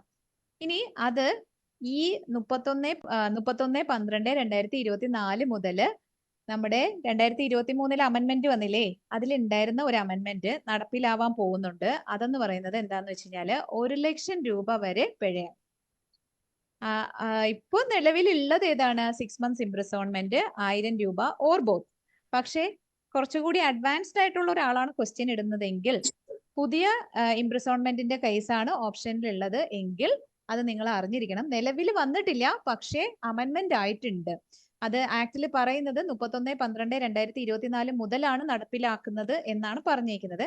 നിലവിൽ വന്നത് 2023 നമ്മൾ അമെന്റ്മെന്റ് പറഞ്ഞില്ലേ, അപ്പൊ 2023 വന്നത്. നടപ്പിലാവുന്നത് 2024. എന്താണത്? ഫാർമസി ഇൻസ്പെക്ടറിനെ ഒബ്സ്ട്രക്ട് ചെയ്ത് കഴിഞ്ഞാൽ പെനാൽറ്റി അപ് ടു 1 lakh. എഴുതിയോ? എഴുതി മാഡം. ഓക്കെ, അപ്പോ ഓപ്ഷൻസ് രണ്ടും പഠിച്ചു വെച്ചിട്ട് പോവുക കേട്ടോ, കാരണം ഇത് നടപ്പിലായിട്ടില്ല. 6 months 1 lakh ആണോ? അതായത് അല്ല, ഇപ്പൊ നിലവിലുള്ളത് 6 months ഇംപ്രിസോൺമെന്റ്, 6 വർഷം തടവ്, അല്ലെങ്കിൽ 1000 രൂപ ഫൈൻ, അല്ലെങ്കിൽ ബോത്താണ്. പക്ഷെ ഇനി അത് വരാൻ പോകുന്നത് 1 lakh rupee ഫൈനാണ്. 1 ലക്ഷം രൂപ പിഴ, up to 1 lakh rupee fine. അതിലേക്കാണ് മാറാൻ പോകുന്നത്. എഴുതിയായിരുന്നോ? എഴുതി മാഡം. ശരി, ഓക്കെ. അപ്പോൾ അത് കിട്ടിയല്ലോ. അപ്പൊ ഇനി അടുത്തത് നമ്മൾ രജിസ്ട്രേഷൻ ആയിട്ട് റിലേറ്റ് ചെയ്ത് പറയുമ്പോഴത്തേക്കുമാണ് നമ്മൾ ആദ്യം, അതായത് കൗൺസിൽ രൂപീകൃതമാവുന്നതിന് മുന്നേ എന്ത് ചെയ്തിരുന്നു? നമ്മൾ ഈ ഡിസിഷൻ ഒക്കെ ആയല്ലോ, ഫാർമസി ആക്ട് ഒക്കെ രൂപീകൃതമായി, ആൾക്കാർ രജിസ്റ്റേർഡ് ഫാർമസിസ്റ്റ് ആവണം, എല്ലാവർക്കും കയറി ചെയ്യാൻ പറ്റില്ല, ഇങ്ങനെയൊക്കെയുള്ള കാര്യങ്ങൾ വരുന്ന സമയത്തായിരുന്നു നമുക്ക് ഫസ്റ്റ് രജിസ്റ്റർ എന്ന് പറയുന്ന ഒരു സംഭവം വന്നത്. അപ്പോ സ്റ്റേറ്റ് ഗവൺമെന്റ് ആണ് ആക്ച്വലി ഫസ്റ്റ് രജിസ്റ്ററിന്റെ പ്രിപ്പറേഷന് വേണ്ടിയിട്ട് റെസ്പോൺസിബിൾ എന്ന് പറയുന്ന സ്റ്റേറ്റ് ഗവൺമെന്റ് ആണ്. അതിന് വേണ്ടി ആരെയാണോ അപ്പോയിന്റ് ചെയ്തത് അതാണ് രജിസ്ട്രേഷൻ ട്രിബ്യൂണൽ. അപ്പോൾ രജിസ്ട്രേഷൻ ട്രിബ്യൂണലിനെ അപ്പോയിന്റ് ചെയ്തത്, അത് സ്റ്റേറ്റ് ഗവൺമെന്റ് കോൺസ്റ്റിറ്റ്യൂട്ട് ചെയ്ത ഒരു ബോഡിയാണ് രജിസ്ട്രേഷൻ ട്രിബ്യൂണൽ. അത് 3 മെമ്പേഴ്സിന്റെ ഒരു ബോഡിയാണ്. 3 മെമ്പേഴ്സും അതുപോലെ തന്നെ ഒരു രജിസ്ട്രാർ ഉണ്ട്. അപ്പോൾ അവരാണ് എന്ത് ചെയ്യുന്നത്? ഈ കാര്യങ്ങളെല്ലാം ചെയ്യുന്നത്. ഓക്കെ, അപ്പൊ ഇത് മെയിൻറ്റെയിൻ ചെയ്യുന്നത് ആരായിരുന്നു? First register. അതും സ്റ്റേറ്റ് ഗവൺമെന്റ് ആണ് മെയിൻറ്റെയിൻ ചെയ്തുകൊണ്ട് പോയിരുന്നത്. ഓക്കെ, സോ അപ്പോ സ്റ്റേറ്റ് ഗവൺമെന്റ് ആണ് responsible for the preparation of first register. In case state government എന്നൊരു ഓപ്ഷൻ ഇല്ല, രജിസ്ട്രേഷൻ ട്രിബ്യൂണൽ ആണ് ഉള്ളതെന്നുണ്ടെങ്കിൽ രജിസ്ട്രേഷൻ ട്രിബ്യൂണൽ എടുക്കുക. കാരണം സ്റ്റേറ്റ് ഗവൺമെന്റ് അപ്പോയിന്റ് ചെയ്തതാണ് രജിസ്ട്രേഷൻ ട്രിബ്യൂണലിനെ ഫസ്റ്റ് രജിസ്റ്റർ പ്രിപ്പയർ ചെയ്യാൻ വേണ്ടിയിട്ട്. ഇനി ഫസ്റ്റ് രജിസ്റ്ററിന്റെ സെക്ഷൻ ഏതായിരുന്നു? First register 29. Section 30. 29. 30. 30 കേട്ടോ. കാരണം 30-ാം വയസ്സിലാണ് നമ്മൾ ഫസ്റ്റ് രജിസ്റ്റർ ആദ്യമായിട്ട് കയറി എന്നുള്ളത് ആലോചിക്കും. അപ്പോൾ ഫസ്റ്റ് രജിസ്റ്റർ എന്ന് പറയുന്നത് 30 അതായത് 31 എന്ന് പറയുന്നത് qualifications to be entered into the first register ആണ്. അപ്പോൾ ഫസ്റ്റ് രജിസ്റ്ററിലേക്ക് എൻ്റർ ചെയ്യാനുള്ള ക്വാളിഫിക്കേഷൻസ്, അതായത് അവർ പറഞ്ഞിട്ടുണ്ട് 18 വയസ്സ് അതൊക്കെ കാര്യങ്ങൾ. അപ്പോൾ അങ്ങനെ എല്ലാം സാറ്റിസ്ഫൈ ചെയ്തിട്ടുള്ള ആൾക്കാരെ എന്ത് ചെയ്യണം, ഈ നമ്മുടെ ഫസ്റ്റ് രജിസ്റ്ററിലേക്ക് ഇൻക്ലൂഡ് ചെയ്യണം എന്നാണ് അതിൽ പറയുന്നത്. ഓക്കെ, സോ അപ്പോൾ 29 ഒരു പ്രിപ്പറേഷൻ മെയിൻ്റെനൻസ് ഓഫ് രജിസ്റ്റർ പറയുന്നില്ലേ സെക്ഷനിലെ നോട്ട്സിൽ? അതും ഫസ്റ്റ് ഈ രജിസ്റ്റർ ഫസ്റ്റ് രജിസ്റ്റർ തന്നെയല്ലേ 29 നമ്മുടെ നോട്ട്സിൽ വന്നേക്കുന്നത്? ഫസ്റ്റ് രജിസ്റ്റർ അല്ല അത് പറഞ്ഞിട്ടുണ്ടല്ലോ ഞാൻ, തെറ്റല്ല. 30-ല് പ്രിപ്പറേഷൻ ഓഫ് ഫസ്റ്റ് രജിസ്റ്റർ എന്ന് തന്നെയാണ് പറഞ്ഞേക്കുന്നത് സെക്ഷൻ അല്ലെ. നമ്മുടെ സാധാരണ നമ്മളെ ഇപ്പോഴും കൗൺസിലിന്റെ രജിസ്ട്രേഷൻ ഉണ്ടല്ലോ, മനസ്സിലായോ? നമ്മൾ ഇപ്പൊ രജിസ്റ്റർ മെയിൻറ്റെയിൻ ചെയ്യുന്നില്ലേ? കേൾക്കുന്നില്ലേ? കേൾക്കുന്നുണ്ടോ? അതായത് അതിന്റെ ആ ചാപ്റ്റർ 4-ല് അത് ടൈപ്പിംഗ് മിസ്റ്റേക്ക് ആണോന്നാ നോക്കി. ഇപ്പൊ ചാപ്റ്റർ 4-ല് നമ്മൾ പറഞ്ഞിരിക്കുന്നത് എന്താന്ന് വെച്ച് കഴിഞ്ഞാലേ, ഇപ്പോഴത്തെ കണ്ടീഷൻ നിന്ന് താഴത്തേക്ക് ഇങ്ങനെ വരുമ്പോഴത്തേക്ക് നമുക്ക് സർട്ടൻ പേഴ്സൺസിനെ ഇൻക്ലൂഡ് ചെയ്തത്, സ്പെഷ്യൽ പ്രൊവിഷൻസ് അങ്ങനെയാണ് വന്നിരിക്കുന്നത്. നിങ്ങൾ അത് നോക്കിയായിരുന്നോ? അതായത് ഇപ്പൊ നിലവിലുള്ള പ്രിപ്പറേഷൻ ആൻഡ് രജിസ്റ്റർ ഇവിടെ ഉണ്ട്. ഇനി അതല്ലാതെ 30-ല് പറയുന്നത് പണ്ടത്തെ കാര്യമാണ്. അതായത് ഫസ്റ്റ് രജിസ്റ്ററിന്റെ കാര്യം, ആ ഫസ്റ്റ് രജിസ്റ്റർ എങ്ങനെയായിരുന്നു കയറ്റുന്നത്, പിന്നെ എഡ്യൂക്കേഷണൽ റെഗുലേഷൻസ് വരുന്നതിന് മുന്നേ നമുക്ക് എന്ത് ചെയ്തു, സബ്സിക്വന്റ് രജിസ്ട്രേഷൻ വന്നു. അപ്പൊ അങ്ങനെ അതിലേക്ക് വേണ്ട ക്വാളിഫിക്കേഷൻസ് എന്തൊക്കെയായിരുന്നു, ആരെയൊക്കെയാണ് അതിലേക്ക് ഇൻവോൾവ് ചെയ്തിരുന്നത്. അത് കഴിഞ്ഞ് നമ്മുടെ സ്റ്റേറ്റ് കൗൺസിൽ രൂപീകൃതമായപ്പോഴത്തേക്കും ഈ രജിസ്റ്റേഴ്സ് എല്ലാം തന്നെ സ്റ്റേറ്റ് കൗൺസിലിലേക്ക് കൈമാറ്റപ്പെട്ടു. ഇങ്ങനെയാണ് അതില് ഒരു വരുന്നത്, മനസ്സിലായോ? പിന്നെ അത് കഴിഞ്ഞിട്ടാണ് 32A 32B പണ്ടത്തെ ഈ ആൾക്കാര് പ്രൊവിൻഷ്യലൊക്കെ അങ്ങോട്ടും ഇങ്ങോട്ടും മാറിയതിന്റെ കാര്യങ്ങള് അതൊക്കെ പറയുന്നത് 32A 32B. കിട്ടിയോ? മനസ്സിലായോ? അപ്പൊ അങ്ങനെയാണ് അത് വരിക. പിന്നെ നമ്മൾ വീണ്ടും നമ്മുടെ ഇപ്പോഴത്തെ കാര്യങ്ങളാ, നമ്മൾ ഇൻ കേസ് റിന്യൂ ചെയ്തിട്ടില്ല എന്നുണ്ടെങ്കിലുള്ള കാര്യങ്ങള് അതൊക്കെയാണ്. പിന്നെ നമ്മളിപ്പോ എംഫാം എടുത്തു, എംഫാം കയറ്റുമ്പോൾ വേണ്ട ഫീ എന്താണ്, നമ്മൾ അവിടെ കൊണ്ടുപോയി അഡീഷണൽ ആയിട്ട് ഇൻവോൾവ് ചെയ്യണം. അതാണ് അഡീഷണൽ ക്വാളിഫിക്കേഷൻ 35. അങ്ങനെയെല്ലാമാണ് അതിലേക്ക് വരിക. കിട്ടിയോ? ഓക്കെ അല്ലേ? ഓക്കെ, ശരി. അപ്പോ അതിലേക്ക് വന്നു. ഓക്കെ, അപ്പൊ നമ്മുടെ ഫസ്റ്റ് രജിസ്റ്ററുമായിട്ട് റിലേറ്റ് ചെയ്ത് വരുന്ന സെക്ഷൻ 30. ഇനി അതിന് വേണ്ട ക്വാളിഫിക്കേഷൻസ് എന്തൊക്കെയാന്നുള്ളത് 31-ലാ പറഞ്ഞിരിക്കുന്നത്. ഓക്കെ, ഇനി അപ്പൊ രജിസ്ട്രേഷൻ ട്രിബ്യൂണലിന്റെ കേസ് പറഞ്ഞു, സ്റ്റേറ്റ് ഗവൺമെന്റിന്റെ കേസ് പറഞ്ഞു, അതിന് വരുന്ന ക്വാളിഫിക്കേഷൻസിന്റെ കേസൊക്കെ ജസ്റ്റ് ഒന്ന് വായിച്ചു വെച്ചാൽ മതി. അതൊന്ന് ചോദിച്ച് ഇതുവരെ കണ്ടിട്ടില്ല. 18 വയസ്സായിരിക്കണം, പിന്നെ ഏതെങ്കിലും സ്റ്റേറ്റ് ഗവൺമെന്റിൽ നിന്ന് കമ്പൗണ്ടർ ആയിട്ട് ഒരുപാട് നാള് ഡിസ്പെൻസ് ചെയ്തിട്ടുള്ള ആൾക്കാർ, അങ്ങനെയൊക്കെയുള്ള കാര്യങ്ങളെല്ലാം അത് പറഞ്ഞിട്ടുണ്ട് കേട്ടോ. പിന്നെ വരുന്നതെന്ന് വെച്ച് കഴിഞ്ഞാല് ഇത് കഴിഞ്ഞിട്ട് എന്ത് ചെയ്തു, അപ്പൊ 30-ആയി 31-ആയി 32 എന്ന് പറയുന്നത് എന്തായിരുന്നു, സബ്സിക്വന്റ് രജിസ്റ്റർ ആണ്. ഈ എഡ്യൂക്കേഷണൽ റെഗുലേഷൻസ് വരുന്നതിന് മുന്നേ ഉള്ള ടൈം, ആ ഒരു ടൈം വരെ ഉള്ളതിനാണ് സബ്സിക്വന്റ് രജിസ്റ്റർ എന്ന് പറയുന്നത്. അതിലും ഇതേപോലെ തന്നെ ആരെയൊക്കെ ഇൻക്ലൂഡ് ചെയ്യണം അങ്ങനെയൊക്കെ ഉള്ള കാര്യങ്ങൾ പറഞ്ഞു. പിന്നെ എഡ്യൂക്കേഷണൽ റെഗുലേഷൻസ് വന്നതിന് ശേഷമാണ് നമുക്ക് എന്ത് ചെയ്തത്, അതിനുള്ള കാര്യങ്ങൾ, അതായത് 18 വയസ്സായത്, ഇന്നതുപോലെ ഇന്ത്യയിൽ തന്നെ റിസൈഡ് ചെയ്യുന്ന ആൾക്കാർ, ഇങ്ങനെയൊക്കെ ഉള്ള കാര്യങ്ങൾ വെച്ചിട്ട് ആണ് ഇങ്ങനെയുള്ള ആൾക്കാരെ എല്ലാവരെയും നമുക്ക് രജിസ്റ്ററിൽ ഇൻക്ലൂഡ് ചെയ്യാം എന്നുള്ള കാര്യങ്ങളിലേക്ക് പോകും. അപ്പൊ അത് 30, 31, 32. 30 first register, 31 qualifications for first register, 32 subsequent register. Clear ആയോ അത്? അല്ലേ? ഓക്കെ, ശരി.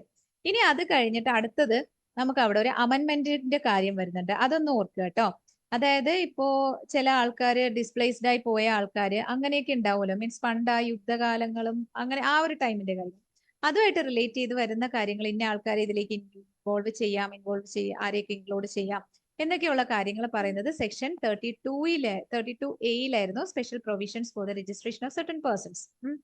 അത് പറഞ്ഞിട്ടുണ്ടെന്ന്. അതേപോലെ തന്നെ അത് ഏതാണെന്ന് വെച്ച് കഴിഞ്ഞാലേ നമ്മുടെ ഫാർമസി അമെൻമെന്റ് ആക്ട് 1959 അത് പ്രകാരമാണ് അത് വന്നത്. നമ്മൾ 1959 ഒരു അമെൻമെന്റ് പറഞ്ഞിരുന്നില്ലേ, നേരത്തെ പറഞ്ഞില്ലേ 1959 അമെൻമെന്റ് ഉണ്ടായിരുന്നു എന്ന് ടൈമില്. അതുമായിട്ട് റിലേറ്റ് ചെയ്ത് വരുന്ന ആ ഒരു ഭേദഗതിയിലൂടെയാണ് ഇന്ന ആൾക്കാരെ, അതായത് 1948 നമുക്ക് ആക്ട് ഒക്കെ രൂപീകൃതമായി. പക്ഷേ അപ്പോഴീ അങ്ങോട്ടേക്കും ഇങ്ങോട്ടേക്കും ഒക്കെ ഉള്ള യുദ്ധം, പ്രൊവിൻസ് ഒക്കെ മാറുന്ന അങ്ങനെയൊക്കെയുള്ള പ്രശ്നങ്ങൾ കാരണം നമ്മൾ ആ ഒരു ബോർഡറിലൊക്കെ ഉള്ള ആൾക്കാരെ എന്ത് ചെയ്യണോ എന്നൊക്കെ ഉള്ള ഒരു കൺഫ്യൂഷൻസ് ഒക്കെ ഉണ്ടാക്കി ആ സമയത്ത്. അപ്പൊ അതുമായിട്ടൊക്കെ ഇങ്ങനെ അമെൻഡ് ചെയ്ത് വന്നുകൊണ്ടേയിരുന്നു. അപ്പൊ അതിൽ വരുന്നത് ഒരു അമെൻമെന്റ് ആണ് 1959. അതിന്റെ കാര്യങ്ങളൊക്കെ ടെക്സ്റ്റ് ബുക്കിൽ ഉണ്ട് കേട്ടോ. അത് കുറച്ച് പോയിന്റ്സ് ആയിട്ട് പറഞ്ഞിട്ടുണ്ട്. ജസ്റ്റ് വായിച്ചു നോക്കിയാൽ മതി ആരെയൊക്കെയാണ് ഇൻക്ലൂഡ് ചെയ്തിട്ടുള്ളതെന്നൊക്കെ. അത് ചോദിക്കത്തൊന്നും ഇല്ല എന്ന് തോന്നുന്നു. പിന്നെ വരുന്നത് ചിലപ്പോൾ ചോദിക്കാൻ ചാൻസ് ഉള്ളതാണ് ഈ റിപ്പേട്രിയേറ്റ്സിനെ നമ്മൾ ഇൻവോൾവ് ചെയ്ത രജിസ്ട്രേഷന് വേണ്ടിയിട്ട് റിലേറ്റ് ചെയ്ത് വരുന്ന അമെൻമെന്റ് അല്ലെങ്കിൽ സെക്ഷൻ ഏതാ, ഇങ്ങനെയൊക്കെ ചോദിക്കാം കേട്ടോ. അതെന്ന് വെച്ച് കഴിഞ്ഞാൽ നമ്മളിപ്പം സ്വന്തം ദേശത്തേക്ക് കൊണ്ടുവന്നതാണ്. റിപ്പാട്രിയേറ്റ്സ് എന്ന് പറഞ്ഞു കഴിഞ്ഞാൽ സ്വദേശത്തേക്ക് കൊണ്ടുവരുന്ന ആൾക്കാർ, അതായത് നമ്മുടെ ഇതൊക്കെ ഉണ്ടായിരുന്നു. ഇപ്പൊ ഫോർ എക്സാമ്പിൾ ഇപ്പൊ ബംഗ്ലാദേശിൽ നിന്നൊക്കെ ഡിസ്പ്ലേസ്ഡ് പേഴ്സൺസിന്റെ കേസ്, അതേപോലെ തന്നെ ബർമ, ശ്രീലങ്കയിൽ നിന്നൊക്കെ വന്ന 1971 ആ ഒരു സമയം യുദ്ധകാല ആ സമയങ്ങളൊക്കെയാണല്ലോ. അപ്പോ അതുമായിട്ട് റിലേറ്റ് ചെയ്ത് അങ്ങോട്ടും ഇങ്ങോട്ടും ഒരു ബോർഡർ ഇല്ലാതെ അവിടെ നിന്ന് ആൾക്കാർ ഇങ്ങോട്ടേക്ക് വന്നിട്ടുണ്ടാവും, ഇവിടെ നിന്ന് ആൾക്കാർ അങ്ങോട്ടേക്ക് പോകും, അങ്ങനെയൊക്കെയുള്ള കാര്യങ്ങളായിട്ട് റിലേറ്റ് ചെയ്ത് വരും. അപ്പോൾ നമുക്ക് ഇവിടെ ശ്രദ്ധിക്കാനുള്ള കേസ് എന്ന് വെച്ച് കഴിഞ്ഞാൽ ചിലപ്പോൾ നമുക്ക് ചോദിക്കാം രജിസ്ട്രേഷൻ ഓഫ് റിപ്പാട്രിയേറ്റ്സ് അല്ലെങ്കിൽ ഡിസ്പ്ലേസ്ഡ് പേഴ്സൺസ്, ഇവരുടെ ഇതൊക്കെ ഏത് സെക്ഷനുമായിട്ട് റിലേറ്റ് ചെയ്ത് അല്ലെങ്കിൽ ഏത് അമെൻമെന്റ്, ഇങ്ങനെയൊക്കെ ചിലപ്പോൾ ചോദിക്കാം. അപ്പൊ നമ്മൾ 1959 നമ്മൾ മറ്റേ സ്പെഷ്യൽ പേഴ്സൺസിന്റെ പറഞ്ഞു, അത് ചോദിക്കാനുള്ള ചാൻസ് കുറവാണ്. കാരണം special provisions for registration of certain persons എന്നാണ് അത് വരുന്നത്. പക്ഷെ ഇത് വേണമെങ്കിൽ ഒരു ക്വസ്റ്റ്യൻ ആയിട്ട് ചോദിക്കാം. Registration of displaced persons, repatriates and other persons, ഇതുമായിട്ട് റിലേറ്റ് ചെയ്ത് വരുന്ന അമെൻമെന്റ് ആയിരുന്നു 1979 അമെൻമെന്റിലാണ്, 1976 അമെൻമെന്റിലാണ് അത് വരുന്നത്. മറ്റത് 1959 നമ്മൾ പറഞ്ഞില്ലേ, ഇത് 1976 ഒരു അമെൻമെന്റ് ഉണ്ടായിരുന്നു എന്ന് നമ്മൾ പറഞ്ഞില്ലേ നേരത്തെ. അതുമായിട്ട് റിലേറ്റ് ചെയ്തിട്ടാണ് ഈ റിപ്പാട്രിയേറ്റ്സിന്റെ, ഡിസ്പ്ലേസ്ഡ് പേഴ്സൺസിന്റെ ഒക്കെ രജിസ്ട്രേഷൻ എങ്ങനെയാണ്, അവരെ ആരെയൊക്കെ നമുക്ക് എടുക്കാം, രജിസ്ട്രേഷൻ ആരെയൊക്കെ അനുവദിക്കാം, നമ്മുടെ ആക്ട് പ്രകാരം ഉള്ളത് ആരൊക്കെയാണ് എന്നൊക്കെയുള്ള കാര്യങ്ങളൊക്കെ പറഞ്ഞിരിക്കുന്നത് ഈ section 32B. Section 32B registration of displaced persons, repatriates. ഇപ്പൊ നിങ്ങൾക്ക് മനസ്സിലാവും സെക്ഷൻ 32C എന്തായിരുന്നു എന്നുള്ളത്. ഇപ്പൊ നമുക്കൊരു മാറ്റം വന്നില്ലേ നമ്മുടെ ടെറിട്ടറി ആയിട്ട് റിലേറ്റ് ചെയ്തിട്ട്. ഈ ജമ്മു കാശ്മീർ 32C. ഇപ്പൊ നമുക്ക് 32C വന്നത് കണ്ടോ? കാരണം ജമ്മു കാശ്മീരിന്റെ അതിർത്തി പ്രശ്നം, മീൻസ് അതിന് യൂണിയൻ ടെറിട്ടറി ആക്കി ലഡാക്കും ജമ്മു കാശ്മീരും ഒക്കെ ആയിട്ട് മാറ്റി. അപ്പൊ പ്രത്യേക പദവി ഉണ്ടായിരുന്നത്, പ്രത്യേക റൂൾസ് ഉണ്ടായിരുന്നത്, ഇതെല്ലാം അറിയാം. അവരിപ്പോ സാധാരണ നമ്മുടെ ഇന്ത്യയുടെ അതേ ഭാഗം പോലെ തന്നെ റൂൾസ് എല്ലാം അവർക്കും ബാധകമായി. അപ്പൊ എന്ത് ചെയ്തു, സെക്ഷൻ 32C എന്ന് പറഞ്ഞിട്ടുള്ള ഒരു സെക്ഷൻ വന്നു. അപ്പൊ പണ്ട് ഇനി കുറെ കാലം കഴിയുമ്പോൾ കുട്ടികൾ എന്ത് പഠിക്കും, ഇതേപോലെ പണ്ട് എന്തായിരുന്നു 2023 അമെൻമെന്റ് ഉണ്ടായിരുന്നു, ആ അമെൻമെന്റ് പ്രകാരം വന്നതാണ് ഇത്. മനസ്സിലായോ? മനസ്സിലായി. ഓക്കെ. അപ്പൊ അങ്ങനെയുള്ള 2 അമെൻമെന്റുകളായിരുന്നു അത്. അതായത് 1976, മറ്റത് 1959. ഇപ്പൊ ഡിസ്പ്ലേസ്ഡ് പേഴ്സന്റെ പറഞ്ഞില്ലേ, അത് 59 ആണോ? അല്ല, ഇപ്പൊ 76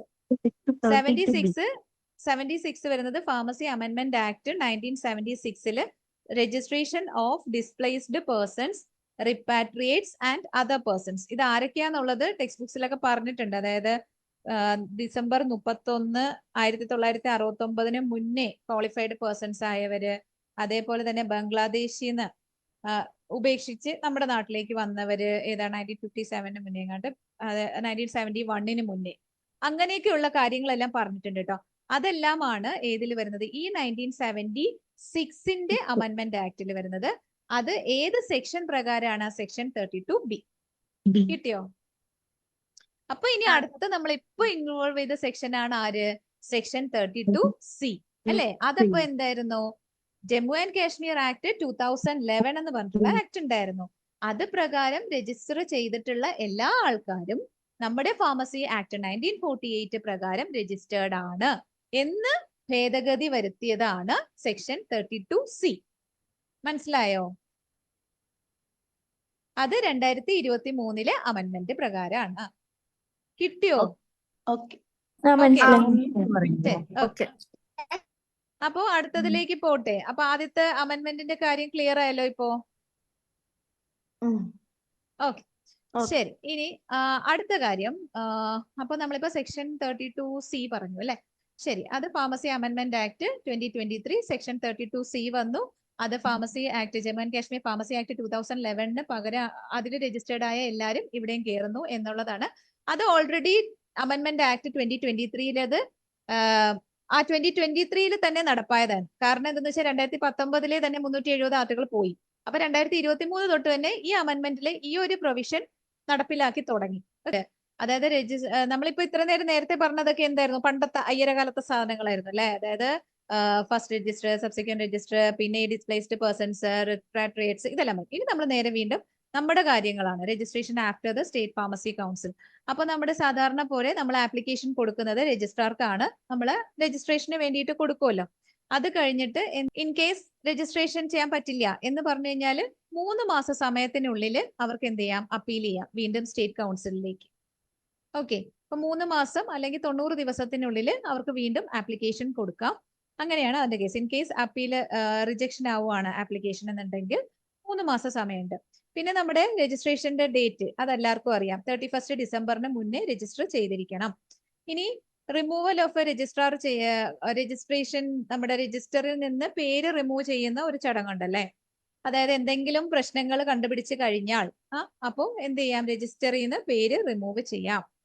റിമൂവൽ ആവുന്ന ആൾക്കാർക്കും any person aggrieved by the order may within 1 മന്തിനുള്ളിൽ എന്ത് ചെയ്യണം? അപ്പീൽ കൊടുക്കണം. ഇപ്പൊ എന്തെങ്കിലും ഒരു പ്രശ്നങ്ങളായി അവർ പേര് റിമൂവ് ചെയ്യുവാണ് എന്നുണ്ടെങ്കിൽ അവർക്ക് സ്റ്റേറ്റ് ഗവൺമെന്റിലേക്ക് അപ്പീൽ കൊടുക്കാം 1 മാസത്തിനുള്ളിൽ. എന്നിട്ട് അന്തിമമായിട്ട് ഇപ്പം ഇൻവോൾവ് ചെയ്യാൻ പറ്റില്ല എന്നുള്ള തീരുമാനം വരുവാണെങ്കിൽ അങ്ങനെയാണ്. പിന്നെ അതേപോലെ തന്നെ ഈ വക കാര്യങ്ങളൊന്നും കോടതിയിൽ പോവില്ല. ഇതെല്ലാം കൗൺസിലിന്റെ തീരുമാനത്തിലാണ്. അത് പിന്നെ നമുക്ക് കോടതിയിൽ പോയി ചലഞ്ച് ചെയ്യാനൊന്നും പറ്റില്ല. എന്റെ പേര് തിരിച്ചെടുക്കണം എന്ന് പറയില്ല. കൗൺസിൽ തീരുമാനിച്ചു കഴിഞ്ഞു കഴിഞ്ഞാൽ അത് അങ്ങനെയാണ്. അത് സ്റ്റേറ്റ് ഗവൺമെന്റ് ആണ് അവസാനം ഫൈനലി അതും കൂടിയിട്ട് shall not take any effect until it has been confirmed by the state government. Okay, അപ്പോ അത് കഴിഞ്ഞു. സ്റ്റേറ്റ് കൗൺസിൽ റിമൂവ് ചെയ്തു. എന്നിട്ട് സ്റ്റേറ്റ് ഗവൺമെന്റിൽ നിന്നും റിജക്റ്റഡ് ആയി കഴിഞ്ഞാൽ പിന്നെ നമുക്കത് കോടതിയിലൊന്നും പോയി ചലഞ്ച് ചെയ്യാനായിട്ട് പറ്റില്ല. ഓക്കെ, അതും കൂടിയിട്ടൊന്ന് ഓർക്കുക. ചിലപ്പോൾ സ്റ്റേറ്റ്മെന്റ് ഒക്കെ ആയിട്ട് വരാം. No order refusing to enter a name on the register can be challenged any court. ഇനി അതേപോലെ തന്നെ നമുക്ക് ഡ്യൂപ്ലിക്കേറ്റ് എടുക്കാൻ പറ്റും. ഇതൊക്കെ നിങ്ങൾക്ക് അറിയാവുന്ന കാര്യങ്ങളാണ്. ഇനി അടുത്ത കാര്യങ്ങൾ, റിന്യൂവൽ ഫീയുടെ കേസ് അറിയാമോ? സെക്ഷൻ ഏത് പ്രകാരമാണ്? നമ്മളിപ്പോ റിന്യൂ ചെയ്യുന്ന കാര്യം പറഞ്ഞിട്ടുണ്ടല്ലോ. അപ്പോ ഇത് ഞാൻ പറയാൻ കാരണം എന്താണെന്നറിയോ? ഇപ്പൊ DHSന്റെ ഇത് വന്നില്ലേ, ലിസ്റ്റ് വന്നില്ലേ. അപ്പൊ ഒരുപാട് പേര് നമ്മൾ ഈ വളരെ ഇമ്പോർട്ടൻസ് കൊടുക്കാത്ത ഒരു കാര്യമാണ് റിന്യൂവൽ. മീൻസ് ചിലർ ചിലപ്പോൾ വിട്ടുപോകും. ഇപ്പോ ഇപ്രാവശ്യത്തെ DHS വന്നപ്പോ കഴിഞ്ഞ IMS മുതൽ ഫാർമസി കൗൺസിലിന്റെ ഫാർമസിസ്റ്റിന്റെ എക്സാംസിന്, അനലിസ്റ്റ് ഡ്രഗ് ഇൻസ്പെക്ടർ ഒന്നുമില്ല, ഫാർമസിസ്റ്റിന്റെ എക്സാംസിന് രജിസ്ട്രേഷൻ മാൻഡേറ്ററി ആണ്. അപ്പൊ നമ്മൾ അപ്ലൈ ചെയ്യുന്ന ആ നോട്ടിഫിക്കേഷൻ ഉള്ള ടൈമിൽ നമ്മൾ രജിസ്റ്റേർഡ് ആയിരിക്കണം. കാരണം ഇപ്പൊ 2-3 പിള്ളേര് വളരെ കഷ്ടപ്പെടുന്നുണ്ടായിരുന്നു. കാരണം രജിസ്ട്രേഷൻ വിട്ടുപോയിട്ടുണ്ടായിരുന്നു. മീൻസ് റിന്യൂ ചെയ്യാൻ വിട്ടുപോയി ആ ഇയർ. അതിനുശേഷം 2022-23 നോട്ടിഫിക്കേഷൻ വന്ന ഇയറിൽ റിന്യൂഡ് ആയിരുന്നില്ല. അതിനുശേഷം അടുത്ത വർഷം അവർ പൈസ അടച്ചു, റിന്യൂ ചെയ്തു, എല്ലാം ചെയ്തിട്ടുണ്ട്. പക്ഷേ ഈ രജിസ്ട്രേഷൻ റിന്യൂവൽ സർട്ടിഫിക്കറ്റ് അപ്ലോഡ് ചെയ്യുമ്പോൾ ആ ഇയർ മിസ്സിംഗ് ആണ്. ആ ഇയറിലാണ് നോട്ടിഫിക്കേഷൻ വന്നത്. അപ്പൊ അത് കാരണം അവർ ഭയങ്കരമായിട്ട് ബുദ്ധിമുട്ടുന്നുണ്ടായിരുന്നു. പിന്നീട് ഇപ്പോ തീരുമാനമായിട്ടുണ്ടായിരുന്നു, കൗൺസിലിൽ നിന്ന് അവര് മുദ്രപത്രത്തെ എഴുതി കൊടുക്കാന്ന് തീരുമാനിച്ചിട്ടുണ്ട്. അത് അപ്ലോഡ് ചെയ്താൽ മതി എന്നുള്ളത്. അപ്പൊ അതുമായിട്ട് റിലേറ്റ് ചെയ്ത ആക്ടിൽ പറയുന്നുണ്ട്, റിന്യൂവൽ ഉണ്ടല്ലോ, നമ്മളിപ്പോ ഫീസ് ഇൻ കേസ് നമ്മൾ ഡിസംബർ 31 മുന്നേ റിന്യൂ ചെയ്യാൻ വിട്ടുപോയിട്ടുണ്ടെങ്കിൽ ഏപ്രിൽ 1 തീയതി വരെ നമുക്ക് റിന്യൂ ചെയ്യാം. പൈസ അടച്ച് ഫൈൻ അടച്ച് റിന്യൂ ചെയ്യാം. അപ്പോ ഇനി അങ്ങനെയും റിന്യൂ ചെയ്തിട്ടില്ല, അപ്പൊ നിങ്ങളിപ്പം പേയ്മെന്റ് ചെയ്തു, അത് കഴിഞ്ഞിട്ടും അല്ലെങ്കിൽ അതിന് മുന്നേക്ക് നിങ്ങൾ പേയ്മെന്റ് ചെയ്തു, എന്നിട്ട് നമുക്ക് എന്ത് ചെയ്യും? എവിടെയെങ്കിലും നമുക്ക് ആ വർഷം തെളിവിന് വേണമെന്നുണ്ടെങ്കിൽ രജിസ്ട്രാറിന് shall issue a receipt and that is a proof of registration. Okay, അപ്പൊ അങ്ങനെയും നമ്മുടെ ആക്ടിൽ തന്നെ പറയുന്നുണ്ട്. അപ്പൊ പെട്ടെന്ന് ഈ ഒരു സംഭവം ഓർത്തു. അപ്പൊ ഇനിയുള്ള കാലത്തെങ്കിലും നിങ്ങൾ എക്സാംസ് എഴുതുന്ന, ഇപ്പം മീൻസ് ഫ്രഷേഴ്സ് ഉണ്ടാവുമല്ലോ, അപ്പൊ നിങ്ങൾ എപ്പോഴും എക്സാംസിന്റെ ഒക്കെ ഇപ്പൊ ഈ റിന്യൂവൽ സർട്ടിഫിക്കറ്റ് ഒരു ഇതായിട്ട് വരുന്നുണ്ട് കേട്ടോ. അപ്പൊ അതുകൊണ്ട് നിങ്ങൾ കറക്റ്റ് ആയിട്ട് തന്നെ റിന്യൂ ചെയ്യാനായിട്ട് ഓർക്കുക. അത് സെക്ഷൻ 34-ലാണ് ഈ റിന്യൂവൽ ഫീസുമായിട്ട് റിലേറ്റ് ചെയ്ത കാര്യം പറയുന്നത്. അത് വേണ്ട, ജസ്റ്റ് ഞാൻ പറഞ്ഞു എന്നേ ഉള്ളൂ. പിന്നെ നമ്മൾ അഡീഷണൽ ക്വാളിഫിക്കേഷൻസ് ഒക്കെ കയറ്റുന്നത് സെക്ഷൻ 35-ൽ പറഞ്ഞിട്ടുണ്ട്. നമ്മളൊരു പ്രിസ്ക്രൈബ്ഡ് ഫീസ് അടച്ചിട്ട് ഫാർമസിസ്റ്റ് എന്ത് ചെയ്യണം? അധികം നമ്മളിപ്പോ എംഫാം ഒക്കെ എടുക്കുകയാണെങ്കിൽ എൻറ്റർ ചെയ്യണമെന്ന്. ഓക്കെ, ഇനി ഏറ്റവും ഇമ്പോർട്ടന്റ് ആയിട്ട് വരുന്നതാണ് പെനാൾട്ടിയുടെ കേസ്. അത് നോട്ട് ചെയ്യട്ടെ. അതും ഇത് അപ്ഡേറ്റ് ചെയ്തിട്ടുണ്ട്. മീൻസ് നിലവിൽ വന്നിട്ടില്ല, നേരത്തെ പോലെ തന്നെ 31/12/2024 മുതലേ നിലവിൽ വരുള്ളൂ. അപ്പൊ നമ്മൾ പക്ഷേ ഇത് 2 പെനാൽറ്റീസും പഠിച്ചിട്ട് പോവുക. കാരണം അപ്ഡേറ്റഡ് ആയിട്ടാണ് ക്വസ്റ്റ്യൻ വരുന്നതെങ്കിൽ ചിലപ്പോൾ പുതിയതായിരിക്കും. പുതിയ ഇതെന്താന്ന് ചോദിച്ചിട്ട് വരാം. അപ്പൊ നിങ്ങൾ രണ്ടും ഓർക്കുക കേട്ടോ. അപ്പൊ നമ്മൾ ഫസ്റ്റ് പെനാൽറ്റിയുടെ കേസിൽ വരുമ്പോഴത്തേക്ക് എന്താണ്, falsely claiming to be a registered pharmacist ആണ് അല്ലെ. അപ്പൊ അതിൽ നമ്മൾ എത്രയാ പെനാൽറ്റി പറഞ്ഞിരിക്കുന്നത്? 500 ഫസ്റ്റ് 500 രൂപ വരെ ഫൈനും 6 മാസം വരെ തടവും അല്ലെങ്കിൽ രണ്ടും കൂടി അല്ലെ. അല്ല അതെ, ഫസ്റ്റ് കൺവിക്ഷനിൽ 500 രൂപ ഫൈൻ. സെക്കൻഡ് കൺവിക്ഷൻ ആണെങ്കിലാണ് എന്ത് ചെയ്യുന്നത്, 6 മാസം വരെ തടവ്, 1000 രൂപ ഫൈൻ അല്ലെങ്കിൽ ബോത്ത് അല്ലെ. ഇതല്ലേ നമ്മൾ പഠിച്ചേക്കുന്നത്. ഇനി 2023 അമെന്റ്മെന്റ് പ്രകാരം ഡിസംബർ 2024 കഴിയുമ്പോൾ എഫക്ട് ഫ്രം 31/12/2024 ആണ് കേട്ടോ. ഫസ്റ്റ് കൺവിക്ഷൻ തന്നെ എന്തായിരിക്കും, ഇങ്ങനെ falsely claiming to be a registered pharmacist ആണെങ്കിൽ ആദ്യമായിട്ട് പിടിക്കപ്പെടുവാണെങ്കിൽ 1 ലക്ഷം രൂപ വരെയാണ് ഫൈൻ. നമ്മൾ അപ്പുറത്ത് പറഞ്ഞില്ലേ അതേപോലെ 1 ലക്ഷം രൂപ വരെയാണ് ഫൈൻ. ഇനി പുള്ളി എന്നിട്ട് വീണ്ടും സെക്കൻഡ് ടൈം വീണ്ടും സബ്സിക്വന്റ് കൺവിക്ഷൻ ആണെന്നുണ്ടെങ്കിൽ അപ് ടു 3 months ഇംപ്രിസോൺമെന്റ് അല്ലെങ്കിൽ അപ് ടു 2 lakhs ഫൈൻ അല്ലെങ്കിൽ ബോത്ത്. കിട്ടിയോ? എഴുതിയോ? എല്ലാരും പോയോ? Hello, repeat ചെയ്യാവോ? പുതിയതല്ലേ പറയണ്ടുള്ളൂ, പഴയത് നിങ്ങൾക്ക് അറിയല്ലോ. പുതിയത് ഫസ്റ്റ് കൺവിക്ഷനിൽ up to 1 lakh, up to 1 lakh. Second conviction ആണെങ്കിൽ up to 3 months imprisonment or up to 2 lakhs fine or both. ഇതൊക്കെ നിങ്ങൾക്ക് വൈവയ്ക്ക് ഉപകരിക്കും കേട്ടോ. കാരണം ചിലപ്പോ പുതിയ കാര്യങ്ങളൊക്കെ ആയിരിക്കും വൈവയ്ക്ക് ചോദിക്കുക. അപ്പോ first conviction up to 1 lakh, second conviction up to 3 months or up to 2 lakhs fine or both. കിട്ടിയായിരുന്നോ? എഴുതിയോ? അടുത്തത് പറയട്ടെ. ശരി, ഇനി അടുത്തത് നമ്മൾ ഏറ്റവും ഇമ്പോർട്ടന്റ് ആയിട്ടുള്ള ഒരു സെക്ഷൻ ഉണ്ടല്ലേ, dispensing by a registered pharmacist ഉള്ളി. ഏതായിരുന്നു സെക്ഷൻ?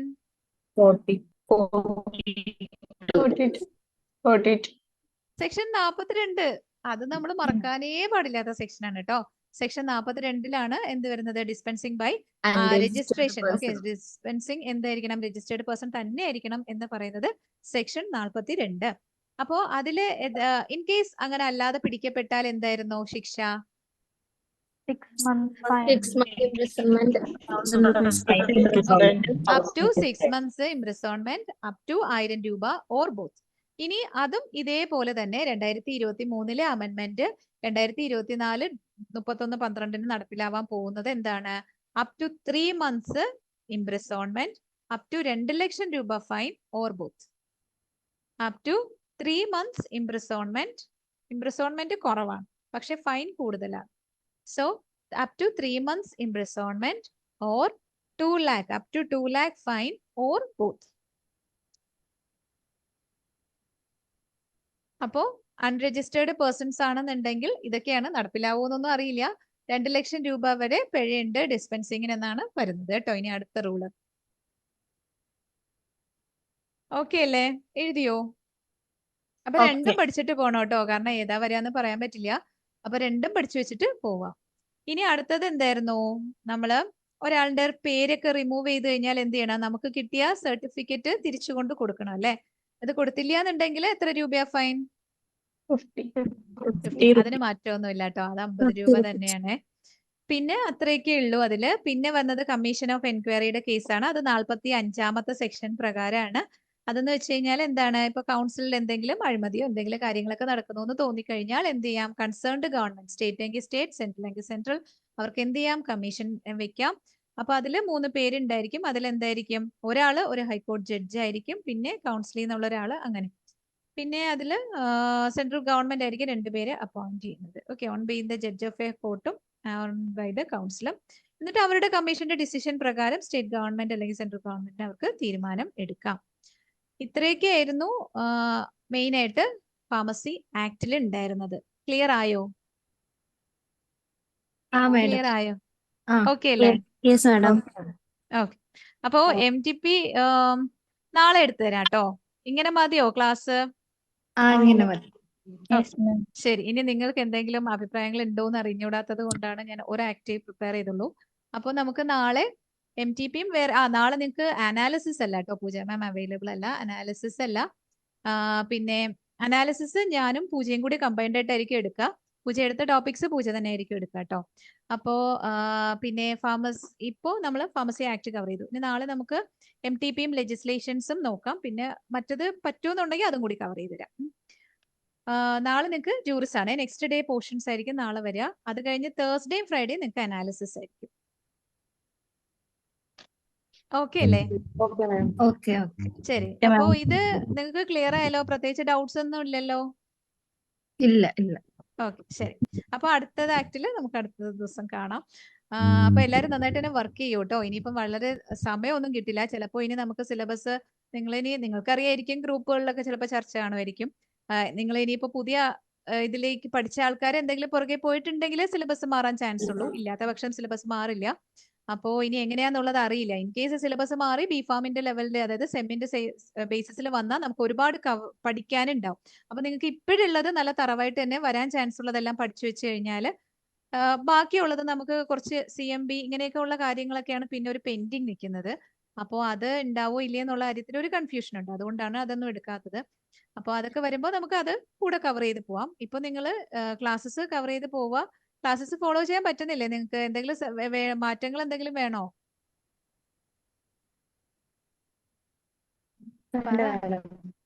ഓക്കെ അല്ലേ? അതായത് നിങ്ങൾക്ക് റെക്കോർഡഡ് ആയിട്ട് പ്രൊവൈഡ് ചെയ്യുന്നുണ്ട്. അത് നിങ്ങൾ ജോലിക്കൊക്കെ പോകുന്നവരെ ഉദ്ദേശിച്ചിട്ടാണ് റെക്കോർഡഡ് പ്രൊവൈഡ് ചെയ്യുന്നത്. അത് കഴിഞ്ഞ റിവിഷൻ ടൈമിൽ അതൊന്ന് ഇതേപോലെ പഠിച്ച് ഡിസ്കസ് ചെയ്ത് പോവും. പിന്നെ പരീക്ഷകൾ മാക്സിമം അറ്റൻഡ് ചെയ്യുക കേട്ടോ. സൊല്യൂഷൻസും എല്ലാം മാക്സിമം തരുന്നുണ്ട്. അപ്പൊ അത് അറ്റൻഡ് ചെയ്യുക. പിന്നെ ഇനി തേർഡ് സെറ്റ് നോട്ട്സ് ഈ ആഴ്ച തരാം. ഞങ്ങൾ കരുതി കൺഫർമേഷൻ വന്നിട്ട് ഒന്ന് ഉറപ്പിച്ചിട്ട് തരാമെന്ന് കരുതിയിട്ടാണ് വെയിറ്റ് ചെയ്തത്. പക്ഷെ അത് വരുന്ന കോളില്ല. അപ്പോൾ അത് കാരണം അങ്ങനെയാണെങ്കിൽ നിങ്ങൾക്ക് CMB ഒക്കെ ഇൻവോൾവ് ചെയ്ത് തന്നെ നോട്ട് പ്രിപ്പയർ ചെയ്തിരിക്കുന്നത് ഇപ്പോ.